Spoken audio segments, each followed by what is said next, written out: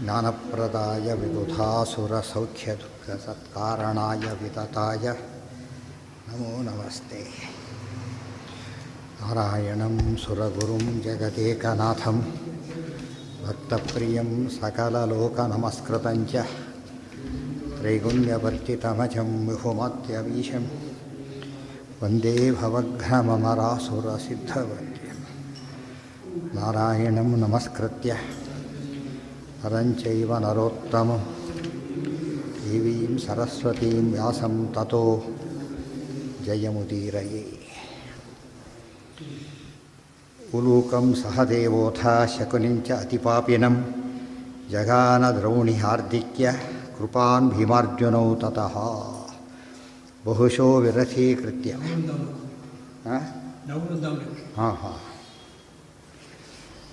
ವಿರಥೀಕೃತ್ಯ ಪೀಡಯಿತ್ವಾ ಪುನಃ ಪುನಃ ದ್ರಾವಯಾಮಾಸುತಸ್ಥೇತು ಭೀಷಿತಾ ವಿವಿಶುರ್ವನಂ. ದ್ರೌಣಿ ಹಾರ್ದಿಕ್ಯ ಕೃಪಾನ್ ಭೀಮಾರ್ಜುನೌ ತತಃ. ಅಶ್ವತ್ಥಾಮರು, ಕೃತವರ್ಮ ಮತ್ತು ಕೃಪಾಚಾರ್ಯರು ಈ ಮೂರು ಜನಗಳನ್ನು ಭೀಮ ಮತ್ತು ಅರ್ಜುನ ಬಹುಶಃ ವಿರಥೀಕೃತ್ಯ ರಸದ ಮೇಲೆ ರಸ ತಂದರು, ಎಲ್ಲವನ್ನು ಪುಡಿ ಮಾಡಿ ಹಾಕಿದರು. ಪೀಡಯಿತ್ವಾ ಪುನಃ ಪುನಃ ಬಹಳ ಪೀಡಿತರಾದರು. ದ್ರಾವಯಾಮಾಸತುಸ್ತೆ ಅವರಿಬ್ಬರನ್ನು ಭೀಮಾರ್ಜುನರು ಓಡಿಸಿದರು. ಭೀಷಿತಾ ವಿವಿಶುರ್ವನಂ ಅವರು ಭಯಕ್ಕೆ ಒಳಗಾಗಿಬಿಟ್ಟು ಕಾಡನ್ನು ಸೇರಿದರು. ಅವ್ರಿಗೀಗ ಉಳಿದಿದ್ದು ಒಂದೇ ರಥ, 1/3 ಮಾಡ್ಕೊಂಡು ಹೋಗ್ತಾರೆ. ಗೊತ್ತಾಯ್ತಾ? ಅಷ್ಟು ದುರ್ಯೋಧನ ಏನೇನು ಹೇಳಿಕೊಟ್ಟಿದ್ದು ಎಲ್ಲ ಕಳ್ಕೊಂಡ ಕೊನೆಗೆ.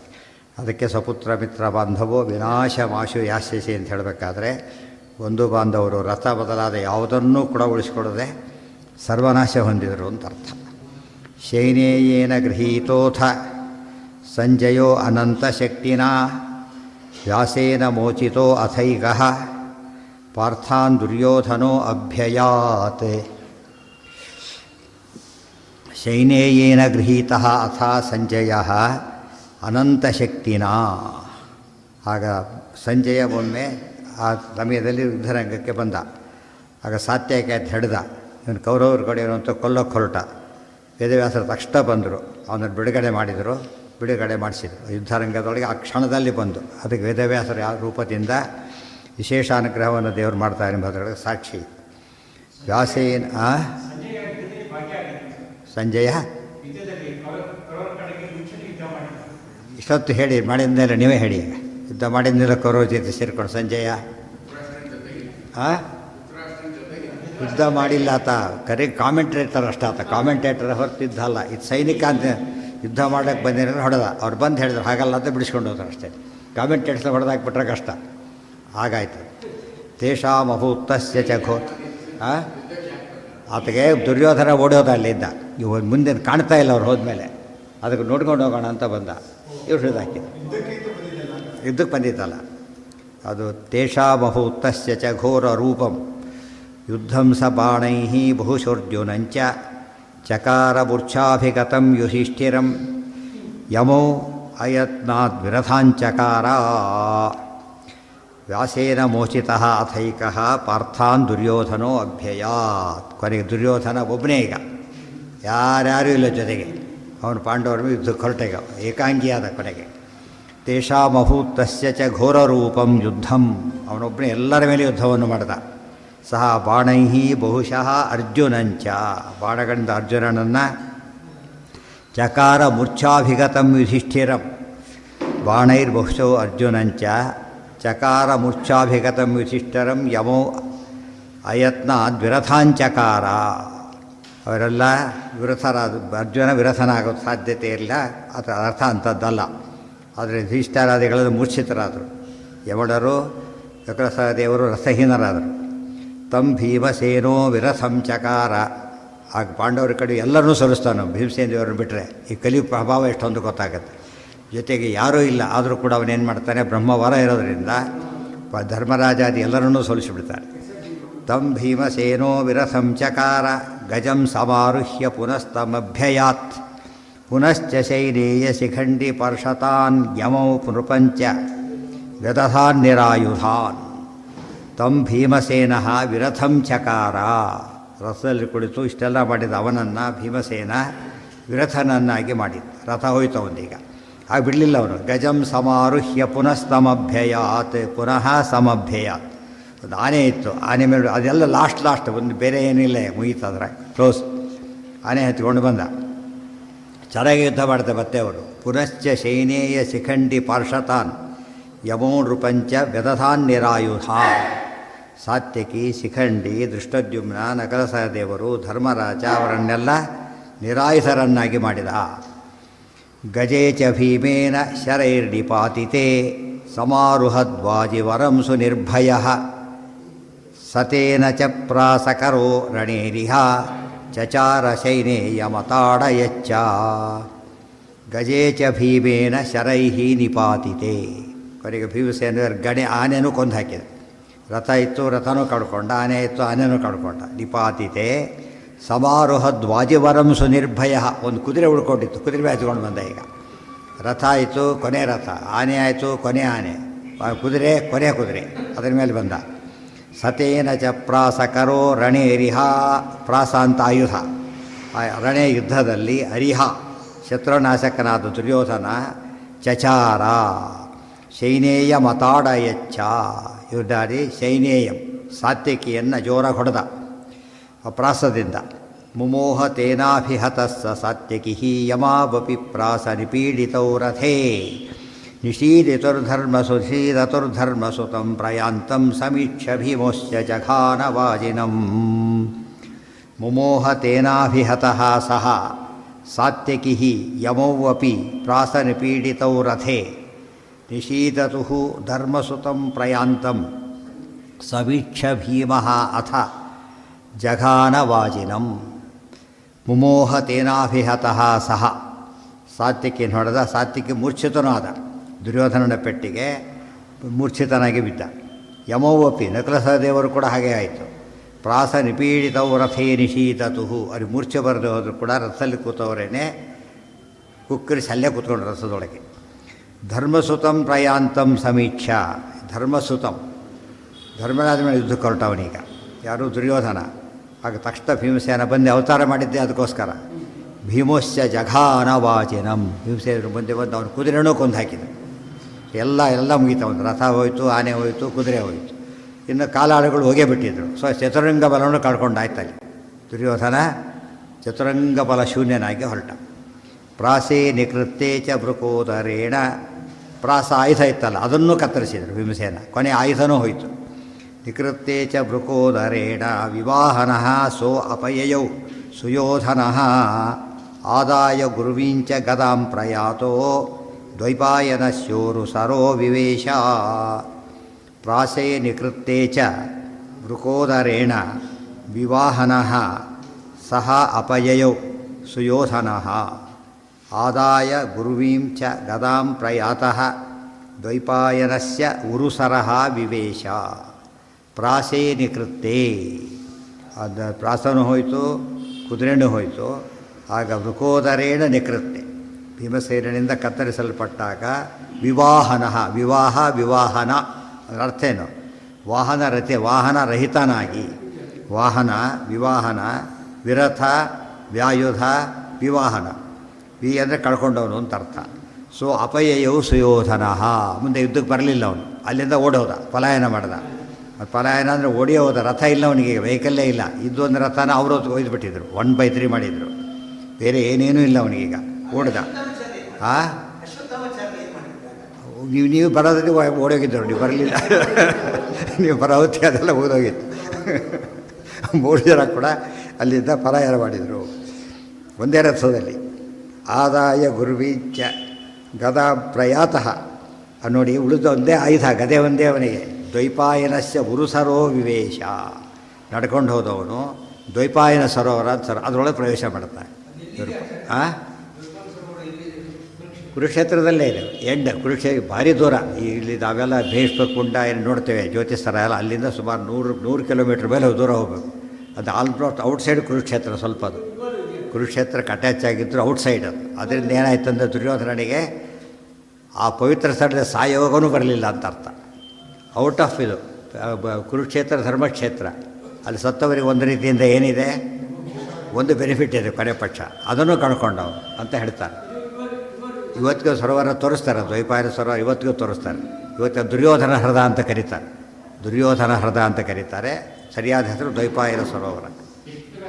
ಪಂಪ ಅದನ್ನು ವೈಶಂಪಾಯನ ಸರೋವರ ಮಾಡಿಬಿಡಿದ್ರು, ವೈಶಂಪಾಯನ ಸರೋವರ ಅಂತೇಳಿ. ವೈಶಂಪಾಯನ ಸರೋವರ ಅಂತ ಕುರುಕ್ಷೇತ್ರದಲ್ಲಿ ಇಲ್ಲೇ ಇಲ್ಲ, ಅದು ರೆಕಾರ್ಡೇ ಆಗಿಲ್ಲ ಎಲ್ಲೂ ಕೂಡ. ಏನೋ ಕಲ್ಪನೆ ಮಾಡಿಬಿಡ್ತಾರೆ, ಆಯಿತು. ಮುಂದೆ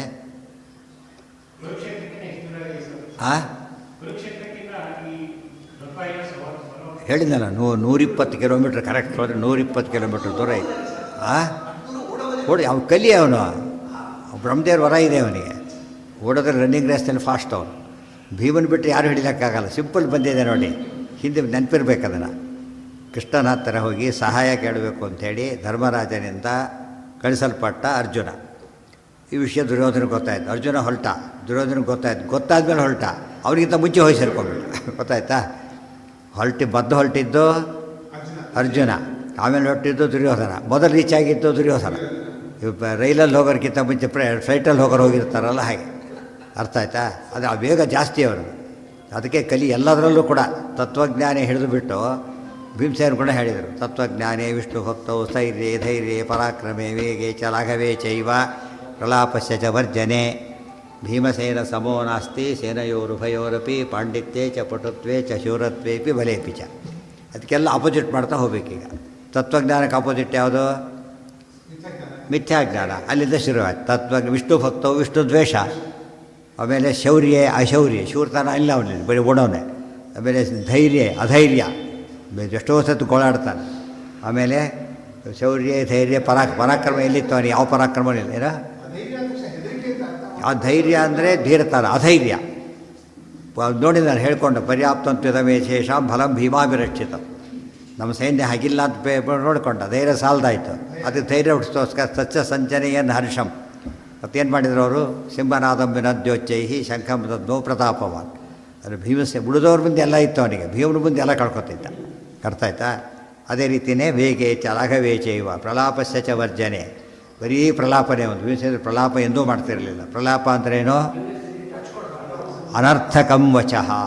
ಹರಟೆ ಅಂತೀವಲ್ಲ, ಹಾಗೆ ಅನರ್ಥಕ. ಹರಟೆ ಮಾತಿಗೆ ಏನಂತ ಹೆಸರು? ಅದಕ್ಕೆ ಏನು ವಿಷಯ ಇಲ್ಲ, ಮಂಡ್ಯ ತೋಚಿದ್ದು ಮಾತಾಡೋದು, ಆ ರೀತಿ ಇದ್ದ. ಅರ್ಥ ಇಲ್ಲದ ಮಾತು. ಇನ್ನೊಂದು ಅರ್ಥ ಅಂದರೆ ಪ್ರಯೋಜನ ಇಲ್ಲದ ಮಾತು, ವೇಸ್ಟ್ ವರ್ಡ್ಸ್ ಅಂತ ಅರ್ಥ. ಏನೂ ಪ್ರಯೋಜನ ಇಲ್ಲ. ಅದಕ್ಕೆ ನೈಯಾಯಿಕ ಶಾಸ್ತ್ರವನ್ನು ಅವನು ಬರೀತಾರೆ. ಇದೆಂಥ ಶಾಸ್ತ್ರ? ಬ್ಯಾರನ್ ಆಫ್ ಫಿಲಸಾಫಿಕಲ್ ಥಾಟ್ ಅಂತ ಬರೀತಾರೆ. ಅದರ ಅರ್ಥ ಏನೋ?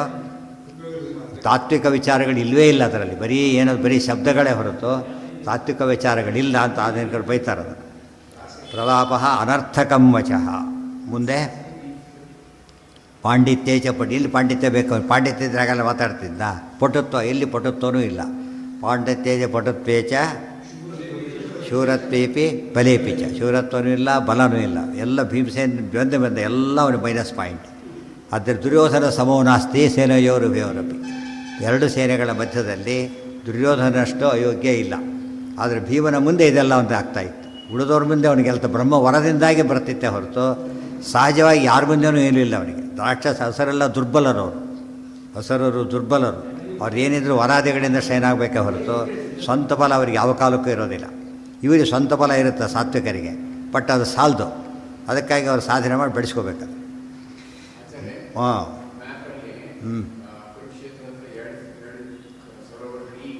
ಹೌದು.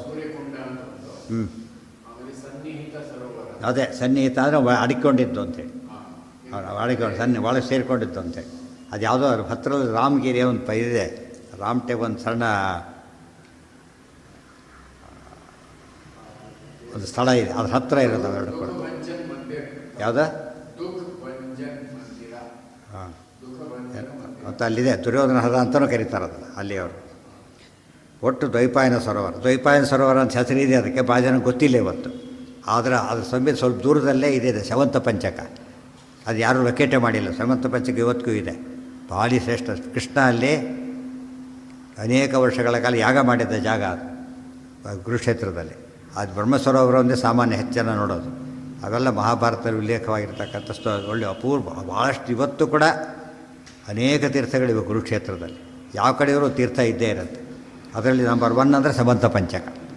ಅದನ್ನು ಲೊಕೇಟೇ ಮಾಡಿಲ್ಲ ಯಾರೂ ಕೂಡ. ಅಲ್ಲಿಯವರು ತೋರಿಸ್ತಾರೆ ಅದು ಇಲ್ಲಿದೆ ಅಂತ ಹೇಳ್ತಾರೆ. ಹಾಂ ಹೌದು, 5 ಹೌದು, ಅವೆಲ್ಲ ಒಂದೇ ಆಗಿದೆ ಅಂತೆಲ್ಲ ಸೇರಿ ಈಗ. ಹಾಂ ವೇದವ್ಯಾಸರ ಸರೋವರ ಅಂತ ಅರ್ಥ. ಹೆಸರು ವ್ಯಾಸ ಸರೋವರ, ವ್ಯಾಸ ತೀರ್ಥ, ಮಧ್ವ ಸರೋವರ ಅಂತ ಕರಿತೀವಲ್ಲ, ಹಾಗೆ ವೇದವ್ಯಾಸರ ಪ್ರಿಯವಾದದ್ದು. ಅಲ್ಲಿ ಸೇರಿಕೊಂಡ. ಅದಕ್ಕೆ ಇನ್ನೊಂದು ಅರ್ಥ ಇದೆ. ದುರ್ಯೋಧನ ಓಡಿ ಹೋದನ್ನು ಎಲ್ಲಿ ಸೇರಿಕೊಂಡ ಅಂದರೆ ದ್ವೈಪಾಯನ ಸರೋವರದಲ್ಲಿ ಸೇರಿಕೊಂಡ. ದ್ವೈಪಾಯನ ಸರೋವರ ಅಂದರೆ ಸರೋವರ ಅಂದರೆ ತೀರ್ಥ, ದ್ವೈಪಾಯನ ತೀರ್ಥ ಅಂದರೆ ವೇದವ್ಯಾಸರ ಗ್ರಂಥಗಳು, ಅದರಲ್ಲಿ ಸೇರಿಕೊಂಡ. ಅದೇನರ್ಥ? ಪ್ರಕ್ಷೇಪ ಅಂತಾರೆ ಎಲ್ಲ ಪಾಠಾಂತರ ಶುರು ಮಾಡೋಕ್ಕೆ ಅಂತ ಅರ್ಥ ಆಯ್ತಾ? ಇದು ಗ್ರಂಥಗಳಲ್ಲಿ ಸೇರ್ಕೊಂಡ್ಬಿಡ್ತಾರೆ ಅವರು. ಅದಕ್ಕೆ ಇದರಲ್ಲಿ ಹೇಳೋದಿಲ್ಲ ಸಾಲಿಗ್ರಾಮ ಶಿಲಾಯಾತ್ತು ನಿತ್ಯಂ ಪೂಜೆ ಮಾಡೋದಿಲ್ಲ, ಸಾಲಿಗ್ರಾಮ ಅದರಲ್ಲಿ ಸೇರ್ಕೋತಾನೆ, ಓದೋದು ಗ್ರಂಥ ಅದರಲ್ಲಿ ಸೇರ್ಕೋತಾನೆ. ಅಂದರೆ ಗ್ರಂಥದಲ್ಲಿ ಸೇರಿಕೊಂಡು ತಲೆ ಕೆಡಿಸ್ತಾನೆ, ಅಲ್ಲಿ ನಿಂತ್ಕೊಂಡು ತೀರ್ಥ ಕೆಡಿಸ್ತಾನೆ. ಅದಕ್ಕೆ ಏನು ಮಾಡೋಕ್ಕೆ ಓಡಿಸ್ಬೇಕು ಫಸ್ಟ್ ಅವನು. ಓಡಬೇಕು. ಆ ಅರ್ಥ ಅಪಾರ್ಥ ಮಾಡಿಕೊಳ್ಳೋದೇ ದುರ್ಯೋಧನ ಪ್ರವೇಶ ಇದ್ದಾಗ ಲೆಕ್ಕ. ಪ್ರಾಪ್ತೇ ನಿಕೃತ್ತೇ ಚ ಮೃಕೋದರೇಣ ವಿವಾಹನಸ್ಸೋ ಅಪಯಯೌ ಓಡಿ ಹೋದ. ಇದಕ್ಕಿಂತ ಹಿಡಿತನ ಬೇಕಾ ಇನ್ನು? ಅಪಯವ ಅಂದ್ರೇನು? ಪಲಾಯನ ಮಾಡ್ದ ಅಂತ ಅರ್ಥ. ಯುದ್ಧೇ ಚಾಪಿ ಅಪಲಾಯನಂ. ಯುದ್ಧದಲ್ಲಿ ಕ್ಷತ್ರಿಯರು ಎಂದು ಹಿಂದೆ ಓಡುವ, ಶತ್ರು ಪರವಾಗಿಲ್ಲ, ಹಿಂದಕ್ಕೆ ಓಡಬಾರ್ದು, ಓಡೋದ. ಅದು ಅಡಿಕೊಂಡ ಮತ್ತೆ ಜೊತೆಗೆ ಎಕ್ಸ್ಪೋಸ್ ಆಗಬಾರ್ದು ಅಂತೇಳಿ ಹೇಳಿತನದ ಪರಾಕಾಷ್ಠೆ ಇವೆಲ್ಲ ಕೂಡ. ಇವರಿಗೆ ಭಾಳ ಹೀರೋ ಇವರೆಲ್ಲ ಕೂಡ. ದುರ್ಯೋಧನನ ಹೀರೋ ಮಾಡ್ತಾರೆ. ಇಷ್ಟು ಹೇಳಿನ ವಿರೋಹ ಮಾಡಿದರೆ ಗತಿ ಏನು? ಕುರುಕ್ಷೇತ್ರದಲ್ಲಿ ಆದಾಯ ಗುರುವಿಂಚ ಗದಾಂ ಪ್ರಯಾತೋ ದ್ವೈಪಾಯನಸ್ಯ ಉರುಸರೋ ವಿವೇಶ. ಉರುಸರ ಅಂತ ಹೇಳಿದರೆ ದೊಡ್ಡ ಸರೋವರ ಅಂತ ಅರ್ಥ. ದೊಡ್ಡ ಅಲ್ಲಿ ಸಾಮಾನ್ಯ ಕುರುಕ್ಷೇತ್ರದಲ್ಲಿರೋ ದೊಡ್ಡ ದೊಡ್ಡ ಸರೋವರಗಳೇ. ಬ್ರಹ್ಮ ಸರೋವರದಲ್ಲಿ ಹೇಳ್ತಾರಲ್ಲ, ಇವತ್ತಿಗೆ ಗ್ರಹಣ ಕಾಲಕ್ಕೆ 1,00,000 ಜನ ಅಟ್ ಎ ಟೈಮ್ ಮುಳುಗ್ಬೋದು. 1,00,000 ಜನ. ಅದು ಇನ್ನೂ ಚಿಕ್ಕದು ಮಾಡಿದ್ದಾರೆ, ಅದು ಇನ್ನೂ ದೊಡ್ಡದಿತ್ತಂತ ಮೊದಲದು. ಗೊತ್ತಾಯ್ತಾ? ಗೌರ್ಮೆಂಟವ್ರು ಕೆಲವು ಮುಚ್ಚಿ ಹಾಕಿದ್ದಾರೆ ಅಂತ ಹೇಳ್ತಾರೆ. ಅದರಲ್ಲಿ ನೋಡಿದ್ರೆ ಗೊತ್ತಾಗುತ್ತೆ. ಈ ಕಡೆ ಎಂಟು ಆ ಕಡೆ ಎಂಟು ತೊಗೊಂಡು ಬರೀ ಎಲ್ಲದೂ ಸ್ನಾನಘಟ್ಟ ಮಾಡಿದ್ದಾರೆ. ಆದ್ದರಿಂದ ಒಂದು ಸತ್ಯನೇ ಮುಳುಗ್ಬೋದು ಎಲ್ಲರೂ ಕೂಡ. ಎಲ್ಲೂ ಕೂಡ ಮೇಂಟೆನೆನ್ಸ್ ಭಾಳ ಚೆನ್ನಾಗಿದೆ. ಕೆಲವು ವರ್ಷದ ಹಿಂದೆ ಇರಲಿಲ್ಲ, ಹೋದಾಗ 78ರಲ್ಲಿ ಹೋದಾಗ ಏನೂ ಇರಲಿಲ್ಲ. ಈಗೆಲ್ಲ ಮಾಡಿಬಿಟ್ಟು ಎಲ್ಲ ಸರೋವರೇ ನೋಟ್ ಮಾಡಿದ್ದಾರೆ ಹೆಚ್ಚು ಕಡಿಮೆ. ಭೀಷ್ಮಕೂಡ ಅಲ್ಲಿ ಭೀಷ್ಮಕೂಡದಲ್ಲಿ ಯಾರು ನೊಣ ಹೊಡೆಯೋರು ಇರಲಿಲ್ಲ. ಈಗೆಲ್ಲ ಶಾಪ್ಸ್ ಎಲ್ಲ ಆಗೋಗ್ಬಿಟ್ಟಿದೆ. ಜ್ಯೋತಿ ಸರೋವರದಲ್ಲಿ ಏನೂ ಇರಲಿಲ್ಲ, ಎಲ್ಲ ಕಡೆ ಈಗ ಮಾಡಿದ್ದಾರೆ. ಎಲ್ಲ ಮೆಟ್ಲು ಹಾಕಿ ಇದ್ರ ಮೇಲೆ ಎಲ್ಲ ಫಸ್ಟ್ ಸ್ನಾನ ಮಾಡೋದು. ದ್ವೈಪಾಯನ ಅದಲ್ಲ ಅದು ಬೇರೆ ಕಡೆ, ಇಲ್ಲಿಲ್ಲ. ಅದು ಈ ಬೇರೆ ಜಾಗನೇ ಬೇರೆ. ಅದನ್ನು ಯಾರು ಇವ್ರು ಲೊಕೇಟ್ ಮಾಡೇ ಇಲ್ಲ ಇವರು ಯಾರು. ಪ್ರಾಸೇ ನಿಕೃತ್ತೇ ಚ ಮೃಕೋದರೇಣ ವಿವಾಹನ ಸೋಪ ಸುಯೋಧನ ಆದಾಯ ಗುರುವಿಂಚ ಗದಾಂ ಪ್ರಯಾತಃ. ದೊಡ್ಡ ಗದ. ಅದಕ್ಕೆ ಭೀಮಸೇನ ದೇವರ ಗದಾಯುಧ ಯಾತಕ್ಕೆ ಅಂದರೆ ಇವನು ಗದಾಯುಧ, ಇವನು ಕೂಡ ಅದು ಹೊಡಿಬೇಕಾದ್ರೆ ಯಾವ ರೀತಿಯಲ್ಲಿ ಹೊಡಿಬೇಕು ಅದೇ ಮೀಡಿಯಾದಲ್ಲಿ ಹೊಡಿಬೇಕಾದ್ರಿಂದ ಗದೆ ಉಪಯೋಗಿಸಿದ್ರು ಅಷ್ಟೇ. ಅವ್ರು ಗದೆ ಉಪಯೋಗಿಸಿದವರು ಇವ್ರು ಕೈಲೇ ಹೊಡಿತಿದ್ರು.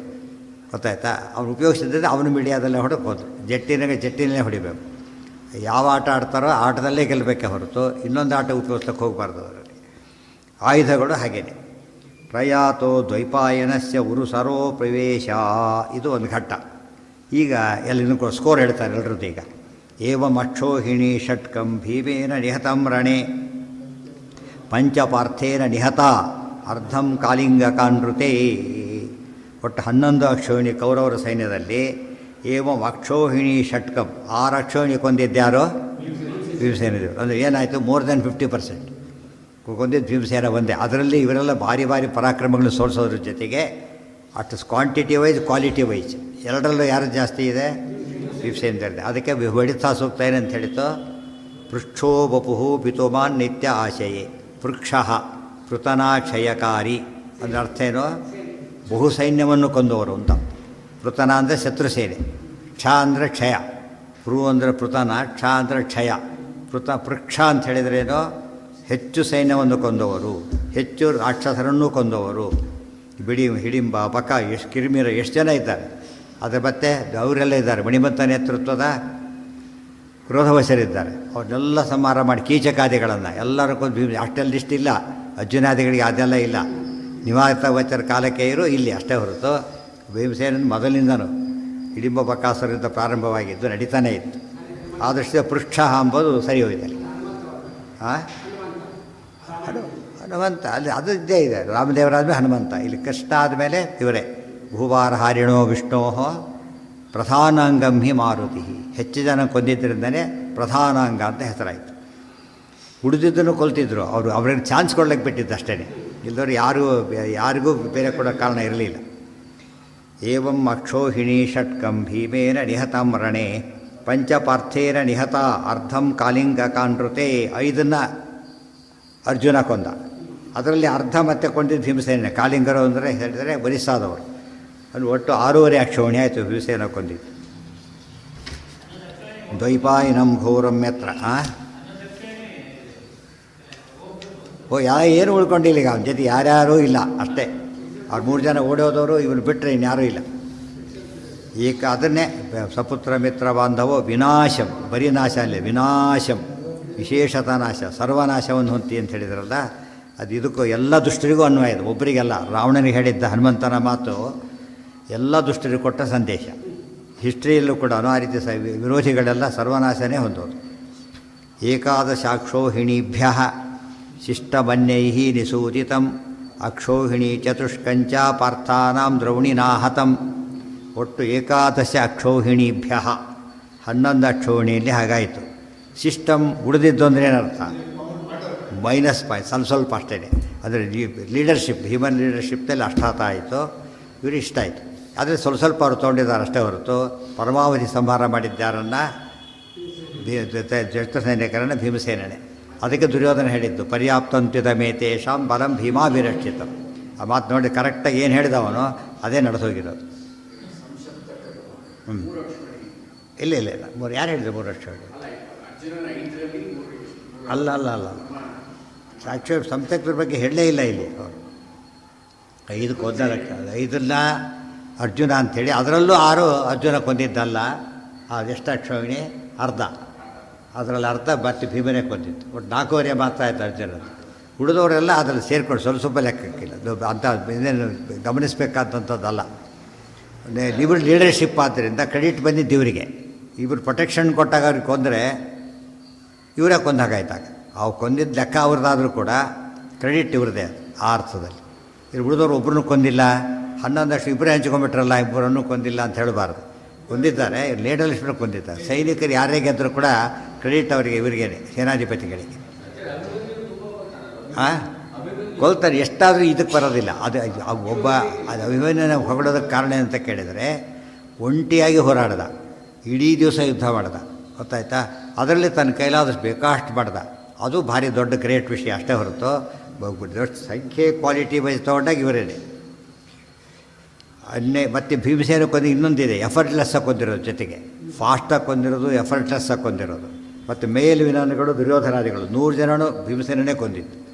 ಇದೆಲ್ಲ ನೋಡ್ತಾ ಹೊರಟಾಗ ಕ್ವಾಲಿಟಿ ಎಷ್ಟು ಜಾಸ್ತಿ ಇತ್ತು ಅಂತ ಗೊತ್ತಾಗುತ್ತೆ. ಅದನ್ನೇ ವಾಯುಸ್ತುತಿಯಲ್ಲಿ ಹೇಳಬೇಕಾದ್ರೆ ಬಹ್ವಕ್ಷೌಹಿಣ್ಯನೀಕ ಕ್ಷಪಣ ಸುನಿಪುಣಂ ಯಶ್ಚ ಸರ್ವೋತ್ತಮಸ್ಯ. ಬಹ್ವಕ್ಷೌಹಿಣಿ ಕ್ಷಪಣ ನಿಪುಣ, ಅದೇ ಪೃಚ್ಛ ಶಬ್ದಕ್ಕೆ ಅರ್ಥ. ಏಕಾದಶಾಕ್ಷೋಹಿಣೀಭ್ಯ ಶಿಷ್ಟಮನ್ಯೇರ್ ನಿಷೂದಿತಂ ನಿಷೂದಿತಂ ನಿಷೂದಿತಂ 2 ಪಾಠನೂ ಇದೆ.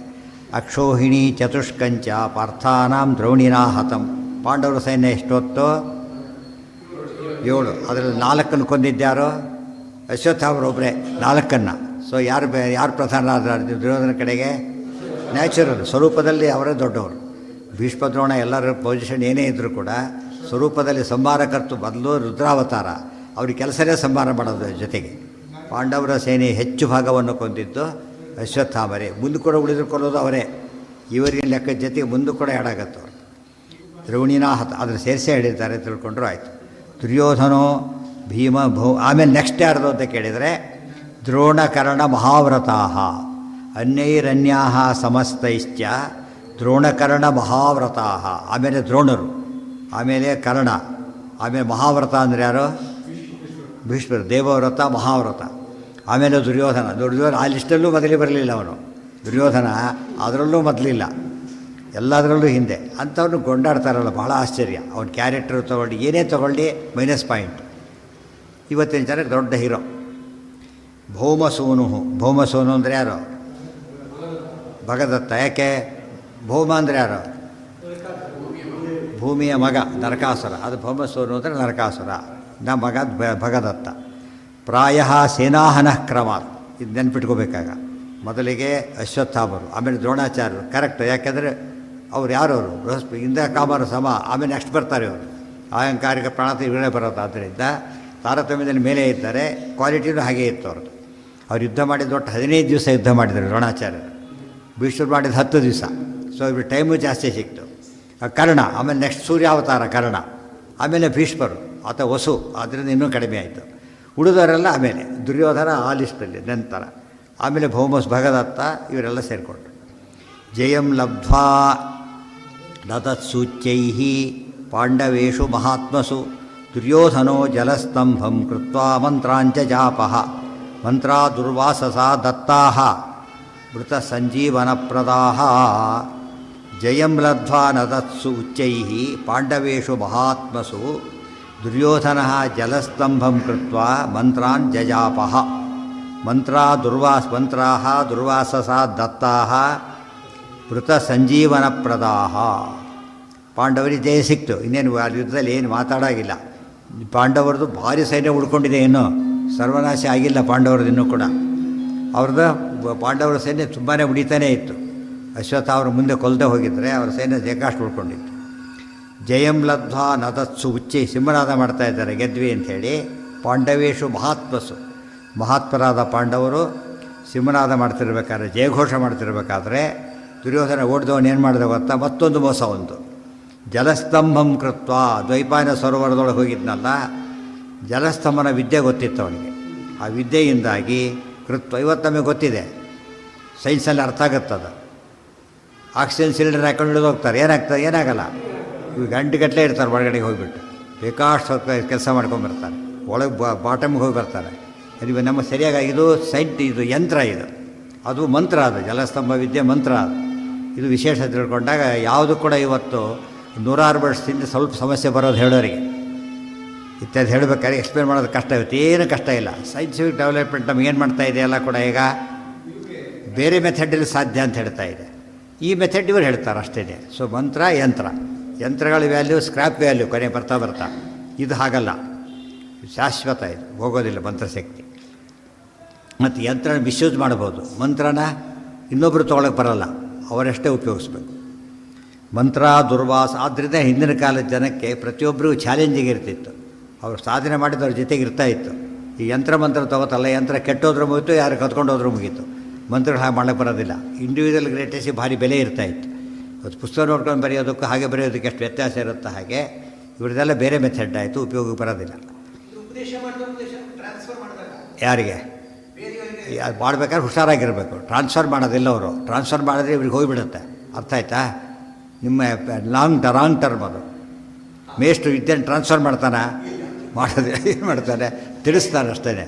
ಟ್ರಾನ್ಸ್ಫರ್ ಮಾಡಿದ್ರೆ ಏನಾಗಬೇಕು? ಇವ್ರ ವಿದ್ಯೆ ಅವ್ರಿಗೆ ಹೋಗಬೇಕು, ಇವ್ರಿಗೆ ಇಲ್ದಾಗ ಆಗಬೇಕು. ಆ ಥರ ಯಾರು ಹೇಳ್ತಿದ್ರು, ಹಾಗಿದ್ರೆ ಹೇಳೋಕ್ಕೆ ಹೋಗ್ತಿರಲಿಲ್ಲ. ಟ್ರಾನ್ಸ್ಫರ್ ಅಲ್ಲ ಅದು, ಉಪದೇಶ ಬೇರೆ, ಟ್ರಾನ್ಸ್ಫರ್ ಬೇರೆ. ಶೇರಿಗೂ ಅಲ್ಲ, ಶೇರಿಗೂ ಅಂತೂ ಹೇಳಬಾರ್ದು ಅಷ್ಟೇ. ಅದೇನಿಲ್ಲ, ಅವರು ಬೇಕಾದ್ರೆ ತೆಗೆದಾಕಲು ಶಕ್ತಿನೂ ಅವರಿಗಿದೆ. ಮಂತ್ರ ದುರ್ವಾಸಸ ಜಲಸ್ತಂಭಂ ಕೃತ್ವ ಮಂತ್ರಾಂಜಜಾಪಃ. ನೀರಲ್ಲಿ ಯಾತು ಕೂತ್ಕೊಂಡವನು? ನೀರಲ್ಲಿ ಯಾತು ಕೂತ್ಕೊಂಡು ಹೇಳಿ ನೋಡೋಣ.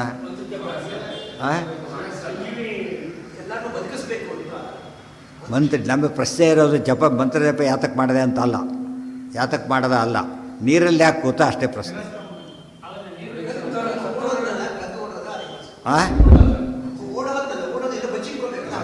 ಅದಕ್ಕೆ ಓದ್ತಾ ಬರೋದು ಯಾರಿಗೂ ಕೂಡ. ನೀರಲ್ಲಿ ಯಾರು ಎಕ್ಸ್ಪೆಕ್ಟ್ ಮಾಡಲ್ಲ. ನೀರಲ್ಲಿದ್ದು ಸತ್ತೋಗಿರ್ತಾರೆ, ಸ್ವಲ್ಪ ಹೊತ್ತಿಗೆ ಬಿಟ್ಟು ಹೋಗಿಬಿಡ್ತಾರೆ ಅಷ್ಟೇ. ಭಾಳ ಹೊತ್ತು ಬೇರೆದ ಹೋದರೆ ನಾಳೆ ತೇಲತ್ತು ಬಿಡೋದು ಹೋಗಿಬಿಡ್ತಾರೆ ಅಷ್ಟೇ. ಆದರೆ ಇವನು ದುರ್ಯೋಧನ ಸ್ಪೆಷಲ್ ಮಾಡ್ಕೊಂಡಿದ್ದವನು. ಜಲಸ್ತಂಭ ವಿದ್ಯೆ ಗೊತ್ತಿತ್ತು, ಯಾರಿಗೂ ಗೊತ್ತಾಗದಂತೆ ಇತ್ತು. ಮಂತ್ರ ಜಪ ಮಾಡಿಬಿಟ್ರೆ ಏನಾಗ್ತಿತ್ತು ಹೇಳ್ತಾರೆ. ಮಂತ್ರ ದುರ್ವಾಸಸ ದತ್ತಾಹ ಮೃತ ಸಂಜೀವನಪ್ರದಾಹ. ಮಂತ್ರಕ್ಕೆ ಎಷ್ಟು ಶಕ್ತಿ ಇತ್ತು ಅಂದರೆ ಸತ್ತವರೆಲ್ಲ ಬದುಕ್ತಿದ್ರು ಅಂಥ ಮಂತ್ರ ತಿಳ್ಕೊಂಡಿದ್ದ. ಹಿಂದೆ ಹೇಳಿದ್ದಾನೆ ಅವನು. ಎಷ್ಟು ಮಂತ್ರ ಗೊತ್ತಿತ್ತು ಅವನಿಗೆ?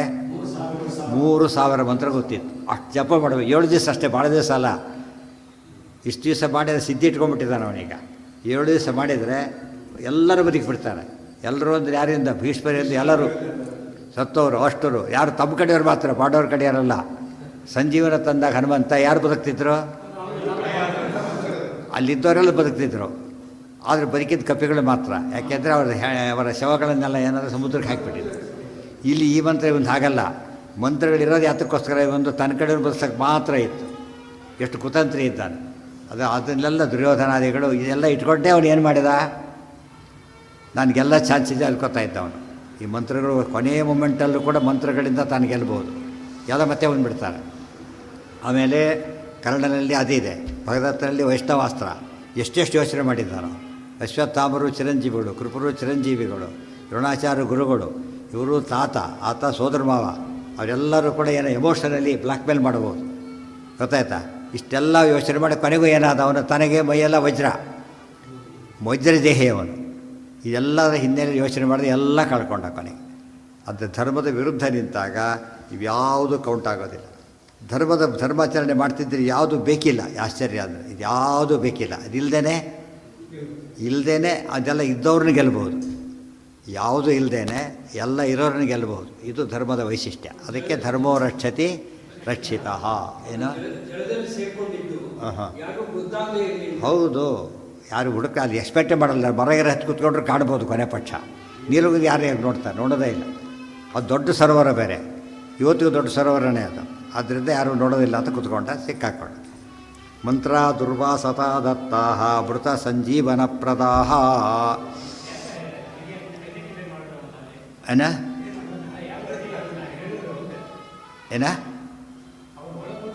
ಹಾಂ ಹೌದು, ಇಲ್ಲೇ ಹೇಳ್ತಾರೆ. ನೆಕ್ಸ್ಟ್ ಅದನ್ನೇ ಹೇಳ್ತಾರೆ ಈಗ. ಯಾಕಂದ್ರೆ ನಮಗಿಂತ ಹೆಚ್ಚು ಅವ್ರಿಗೆ ಕನ್ಸರ್ನ್ ಇದೆಯಲ್ಲ, ಅವ್ರು ಆಗ ಮಾಡಬೇಕಲ್ಲ. ಈಗ ಜಲೇ ಸ್ಥಿತ್ವ ಜಪನ್ ಸಪ್ತದಿನೈ ಸರ್ವಾನ್ ಋತಾನಪಿ ಉದ್ಧರೇದ್ಧಾರ್ತರಾಷ್ಟ್ರೋಯಂ ಶಿಹು ಅವಧ್ಯಾಶ್ಚತೆ ಪುನಃ.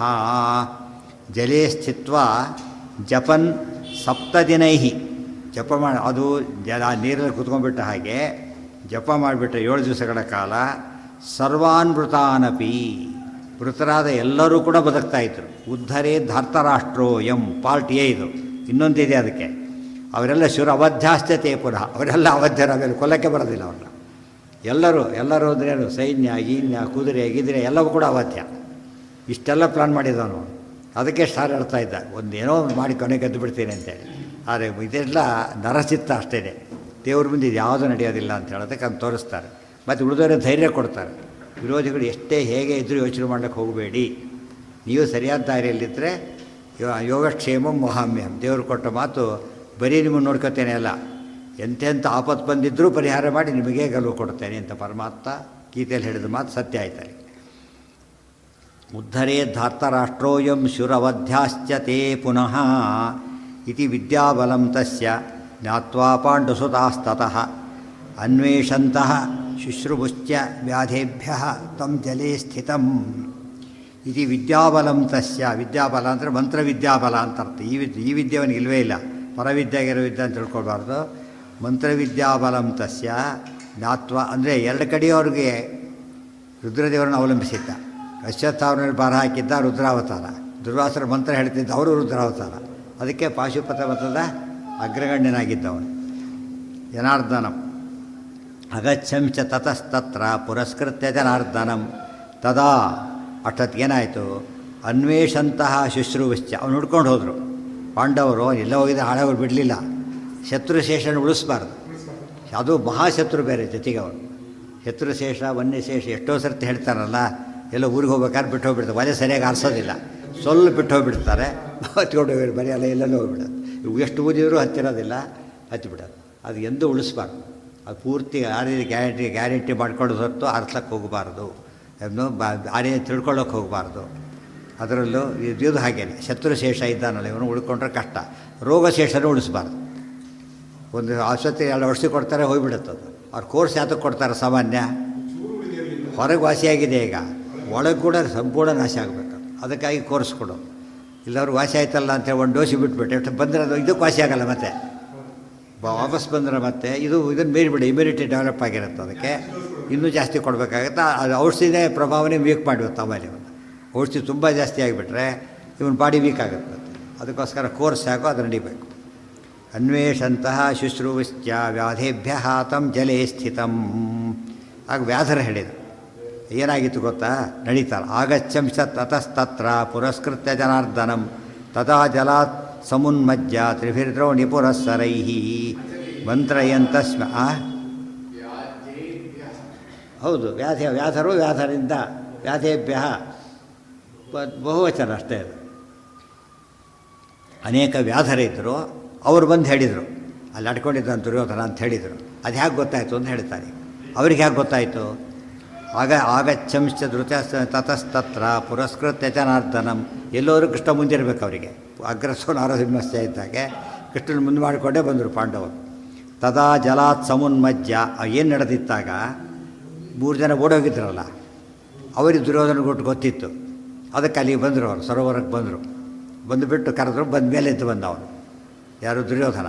ಇವ್ರ ಮೂರು ಜನ, ಅವರು ಅಶ್ವತ್ಥಾಮರು, ಕೃಪಾಚಾರ್ಯರು, ಕೃತವರ್ಮ ಮಾತಾಡ್ತಾಯಿದ್ರು. ಅಲ್ಲಿಗೆ ಇವರು ವ್ಯಾಧರು ಬಂದಿದ್ದರು. ಅದನ್ನು ನೋಡಿದರು, ಗೊತ್ತಾಯ್ತು ಅವರಿಗೆ.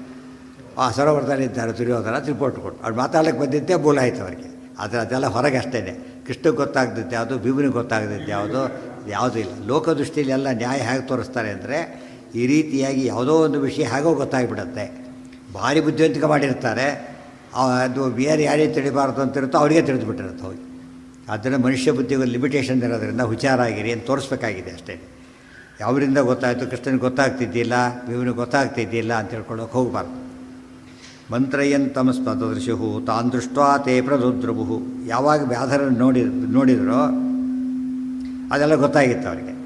ಇಷ್ಟೊತ್ತಿಗೇನಾಯಿತು? ದುರ್ಯೋಧನೋ ಅವಿಶತ್ತೋ ಎಂ ದೃಷ್ಟ್ವಾ ತಬ್ ಕೇಶವಾಜ್ಞೆಯ. ಏನು ಹೇಳಿ ಇನ್ನೇನು ಅದೆಲ್ಲ ಇಲ್ಲಿ ಹೇಳಿಲ್ಲ. ಅಲ್ಲಿ ಏನೋ ಬರೆದ್ರೆ ಇವತ್ತು ತಲೆ ಕೆಡಿಸ್ಕೋಬೇಡಿ. ಇಲ್ಲಿರೋದನ್ನು ಹೇಳಿದ್ರೆ ಸಾಕು, ಅಷ್ಟೇ. ಅದೆಲ್ಲ ನೋಡ್ತಾ ಹೋದ್ರೆ ಕೆಟ್ಟ. ಅದು ಬೇಕಿಲ್ಲ. ಅದು ನಿರ್ಣಯ ಬರಲಿಕ್ಕೆ ಹೊರಟಾಗ ನಿರ್ಣಯ ಮೇಲೆ ಒಂದು ಕಾಮೆಂಟ್ ಮಾಡಿದಾಗುತ್ತೆ. ಅದರಿಂದ ಅದು ಬೇಕಿಲ್ಲ. ಅದೆಲ್ಲ ಕೂಡ ನಡೆದಿರೋದಿಷ್ಟು ಗೊತ್ತಾಯ್ತಾ. ಅದರಿಂದಾಗಿಯೇ ಪುಸ್ತಕ ವ್ಯಾಲ್ಯೂ ಹೋಗಿಬಿಡುತ್ತೆ ಮಾಡ್ಕೊಬಾರ್ದಾಗ. ಇಲ್ಲೂ ಆಚಾರ್ಯ ಬರೆದರೂ ಸಂಶಯ ಪರಿಹಾರ ಆಗಲಿ ಅಂತ ಮತ್ತೆ ಸಂಶಯ ಕ್ರಿಯೇಟ್ ಮಾಡಿಬಿಟ್ರೆ ಕ್ರಿಯೇಟ್ ಮಾಡಿ ಏನು ಉಪಯೋಗ? ಗೊತ್ತಾಗ್ಲಿಕ್ಕೆ ಕಾರಣ ಅವ್ರು ಮಾತಾಡ್ತಿದ್ದನ್ನು ನೋಡಿದರು. ದುರ್ಯೋಧನ ಒಳಗೆ ಹೋಗಿದ್ದ, ಗೊತ್ತಾಯ್ತಾ. ಅವ್ರು ನೋಡಿದರು, ಬಂದು ಹೇಳಿದರು. ಇವ್ರು ಹೋದರು. ಅಷ್ಟೊತ್ತಿಗೆ ಮತ್ತೆ ಅಶ್ವತ್ಥಾಮ ಮತ್ತೆ ಬಂದಿದ್ರು. ಮತ್ತೆ ಮಾತಾಡ್ತಾ ಕೂತಿದ್ರು ಪಾಂಡವರು ಬರೋ ಹೊತ್ತಿಗೆ. ಮತ್ತೇನು ಕರೆಯ ಪ್ರಸಂಗ ಬರಲಿಲ್ಲ. ಮತ್ತೇನು ಮಾಡಿದ್ರು? ಓಡಿದ್ರು ಅವರು. ಇವ್ರು ಒಳಗೆ ಸೇರಿಕೊಂಡು ಮತ್ತೆ ಅದ್ರ ಪಾಂಡವ್ರು ನೋಡೇ ಬಿಟ್ಟರು. ಅದನ್ನು ಪಾಂಡವ್ರು ನೋಡೇ ಬಿಟ್ಟರು. ಆಯ್ತಾಯ್ತು. ಮೊದಲು ವ್ಯಾಧರು ನೋಡಿ ಹೇಳಿದ್ದು, ಈಗ ಪಾಂಡವರೇ ನೋಡಿದರು ಕೊನೆಗೆ. ಅವಾಗೇನಾಯಿತು ಅಂದರೆ, ದುರ್ಯೋಧನೋ ಅವಿಶತ್ತೋ ಎಂ ದೃಷ್ಟ್ವಾತಂ ಕೇಶವಾಜ್ಞೆಯ. ಅವ್ರು 3 ಜನನೂ ಓಡಿದರು. ಚಿರಂಜೀವಿಗಳು ಇಬ್ಬರಿದ್ದರೂ ಕೂಡ ಉಪಯೋಗ ಬರಲಿಲ್ಲ ಅವರಿಗೆ. ಆಗ ಕೃಷ್ಣ ಹೇಳ್ತಾನೆ, ದುರ್ಯೋಧನ ಧರ್ಮರಾಜ ನೀನು ಕರಿಯವನ್ನ ಯುದ್ಧಕ್ಕೆ ಮೇಲಕ್ಕೆ ಬಾ ಅಂತ ಕರಿ ಅಂತ ಹೇಳ್ತಾನೆ. ಧರ್ಮರಾಜ ಕರೀತಾನೆ. ಕೇಶವಾಜ್ಞೆಯ ಯುಧಿಷ್ಠಿರ ಸಪರುಷೈ ವಾಕ್ಯೈ ಏನಂ ಅಥಾಹ್ವಯತೆ. ಆಗ ಧರ್ಮರಾಜ ಆತನ್ನು ಕರೀತಾನೆ. ಯಾಕೆ ರಾಜ ಆದ್ದರಿಂದ ಕರೆಯ ಹಕ್ಕಿರೋದು ಯಾರಿಗೆ? ಆತಗೆ. ಅದು ಕರಿಬೇಕು. ಅದು ಕರೀತಾನೆ. ಅಮರ್ಷಿತೋಸೌ ಧೃತರಾಷ್ಟ್ರಪುತ್ರ ಶಸಂತದಾ ದಂಡಹತೋ ಯಥಾಹಿ ಉವಾಚ ಶಾಠ್ಯಾನ್ ತಪಸೇ ವನಾಯ ಯಾಯಾಂ ಭವಾನ್ ಶಾಸತು ಸರ್ವಪೃಥ್ವೀಂ. ಆಗ ಅವನು ಹೇಳಿದ, ಕೂತ್ಕೊಂಡೇ ಮಾತಾಡಿದ, ಹೊರಗೆ ಬರಲಿಲ್ಲ. ಅಲ್ಲಿ ಕೂತ್ಕೊಂಡೇ ಮಾತಾಡಿದ. ಅಮರ್ಷಿತಃ ಅಸೌ ಧೃತರಾಷ್ಟ್ರಪುತ್ರ ಶ್ವಸಂತದಾ ದಂಡಹತೋ ಯಥಾ ಅಹಿಹಿ ಉವಾಚ ಶಾಠ್ಯಾತ್ ತಪಸೇ ವನಾಯ ಯಾಯಾಂ ಭವಾನ್ ಶಾಸತು ಸರ್ವಪೃಥ್ವೀಂ. ಅದು ತಡ್ಕೊಳ್ಳೋಕ್ಕಾಗಲಿಲ್ಲ. ಧರ್ಮರಾಜ ಬೈದಾಗ ಅಲ್ಲಿಂದ ಈ ರೀತಿ ಉತ್ತರ ಕೊಟ್ಟ. ಶ್ವಸನ್ ಜೋರಾಗಿ ಉಸಿರು ಬಿಡ್ತಾ ಮಾತಾಡ್ತಾನೆ. ಹೇಗೆ ಉಸಿರು ಬಿಡ್ತಾ ಇದ್ದ ಅಂದರೆ, ದಂಡಹತೋ ಯಥಾ ಅಹಿಹಿ. ಒಂದು ಹಾವನ್ನು ಕೋಲಿಂದ ಹೊಡೆದಾಗ ಹೀಗೆ ಬುಸ್ ಅಂತ ಬರಬೇಕು, ಹಾಗೆ ಅಲ್ಲಿಂದ ಬುಸ್ ಕೊಟ್ಕೊಂಡು ಮಾತಾಡ್ತಿದ್ದಾನೆ ಅಂತ ಅರ್ಥ.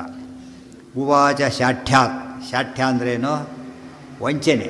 ವಂಚನೆಯಿಂದ ಮಾತಾಡ್ತಾನೆ. ಉವಾಚ ಶಾಠ್ಯಾತ್ ತಪಸೇವನಾಯ ಯಾಯಾಮ್. ನೋಡಿ, ನನಗೆ ನಿರ್ಧಾರ ಸಾಕು, ನೀವು ಗೆದ್ದಾಗಿದೆ ಈಗ, ಗೊತ್ತಾಯ್ತಾ. ನೀನೇ ರಾಜ್ಯ ಆಡ್ಕೊಂಡು ಹೋಗು. ಧರ್ಮರಾಜ ರಾಜನಾಗಿಬಿಡು ನೀನು, ಸುಮ್ಮನೆ ನನ್ನ ಗೋಳಾಡಿಸ್ಬೇಡ. ನಾನೀಗ ತಪಸ್ಸಿಗೆ ಹೋಗ್ತೀನಿ, ಒನಕ್ಕೆ ತಪಸ್ಸಿಗೆ ಹೋಗಿಬಿಡ್ತೀನಿ. ಯುದ್ಧ ಮುಗೀತು, ಮತ್ತೆ ನಾನು ಕೊಲ್ಲಕ್ಕೆ ಬರ್ತೀರಿ ನೀವೀಗ ಅಂತ, ಯುದ್ಧ ಮಾಡೋಕ್ಕೆ ಬರ್ತಿದ್ದೀನಿ ಅಂತ ಕೇಳಿದ. ಉದ್ದೇನ ಅಂತ ಕೇಳಿದರೆ ಅವ್ನು ಹೋಗಿಬಿಡಲಿ, ಆಮೇಲೆ ಮಂತ್ರ ಮುಗಿಸೋದು ಬರೋಣ ಅಂತ ಹೇಳಿಬಿಟ್ಟು. ಸತ್ಯಗೀತೆ ಅವ್ನ ತಲೆಯಲ್ಲಿ ಇಲ್ಲ. ಅದರಿಂದಾಗಿಯೇ ಅವ್ರು ಮನಕ್ಕೆ ಹೋಗ್ತೀನಿ, ಹೋಗಿಬಿಟ್ರೆ ಮುಗಿದೋಯ್ತು. ಹೋಗೋದಿಲ್ಲ, ನಾಟಕ, ಮೋಸ. ಇಂಥ ಮೋಸದಿಂದ ಹೇಳ್ತಾನೆ. ಭವಾನ್ ಶಾಸತು ಸರ್ವಪೃಥ್ವೀಂ. ಇಡೀ ಭೂಮಿ ನೀನೇ ಆಳ್ಕೊ ಹೋಗು ಅಂತ ಹೇಳಿ ಭಾಳ ಅವತಾರದಿಂದ ಕೊಟ್ಟಾಗ ಮಾತಾಡ್ತಾನೆ. ಆಗ ಧರ್ಮರಾಜ ಮಾತ್ರ ಜೋರ ಮಾತಾಡ್ತಾನೆ. ಇದೆಲ್ಲ ಭೀಮ ದ್ರೌಪದಿಯರ ಹೇಳಿದ್ರಲ್ಲ, ತಲೆ ಗಟ್ಟಿಯಾಗಿ ಕೂತ್ಬಿಟ್ಟಿದೆ. ಈಗ ಹೇಳ್ತಾನೆ, ಹಾಗೆಲ್ಲ ನಾವು ತಗೊಳ್ಳೋದಿಲ್ಲ.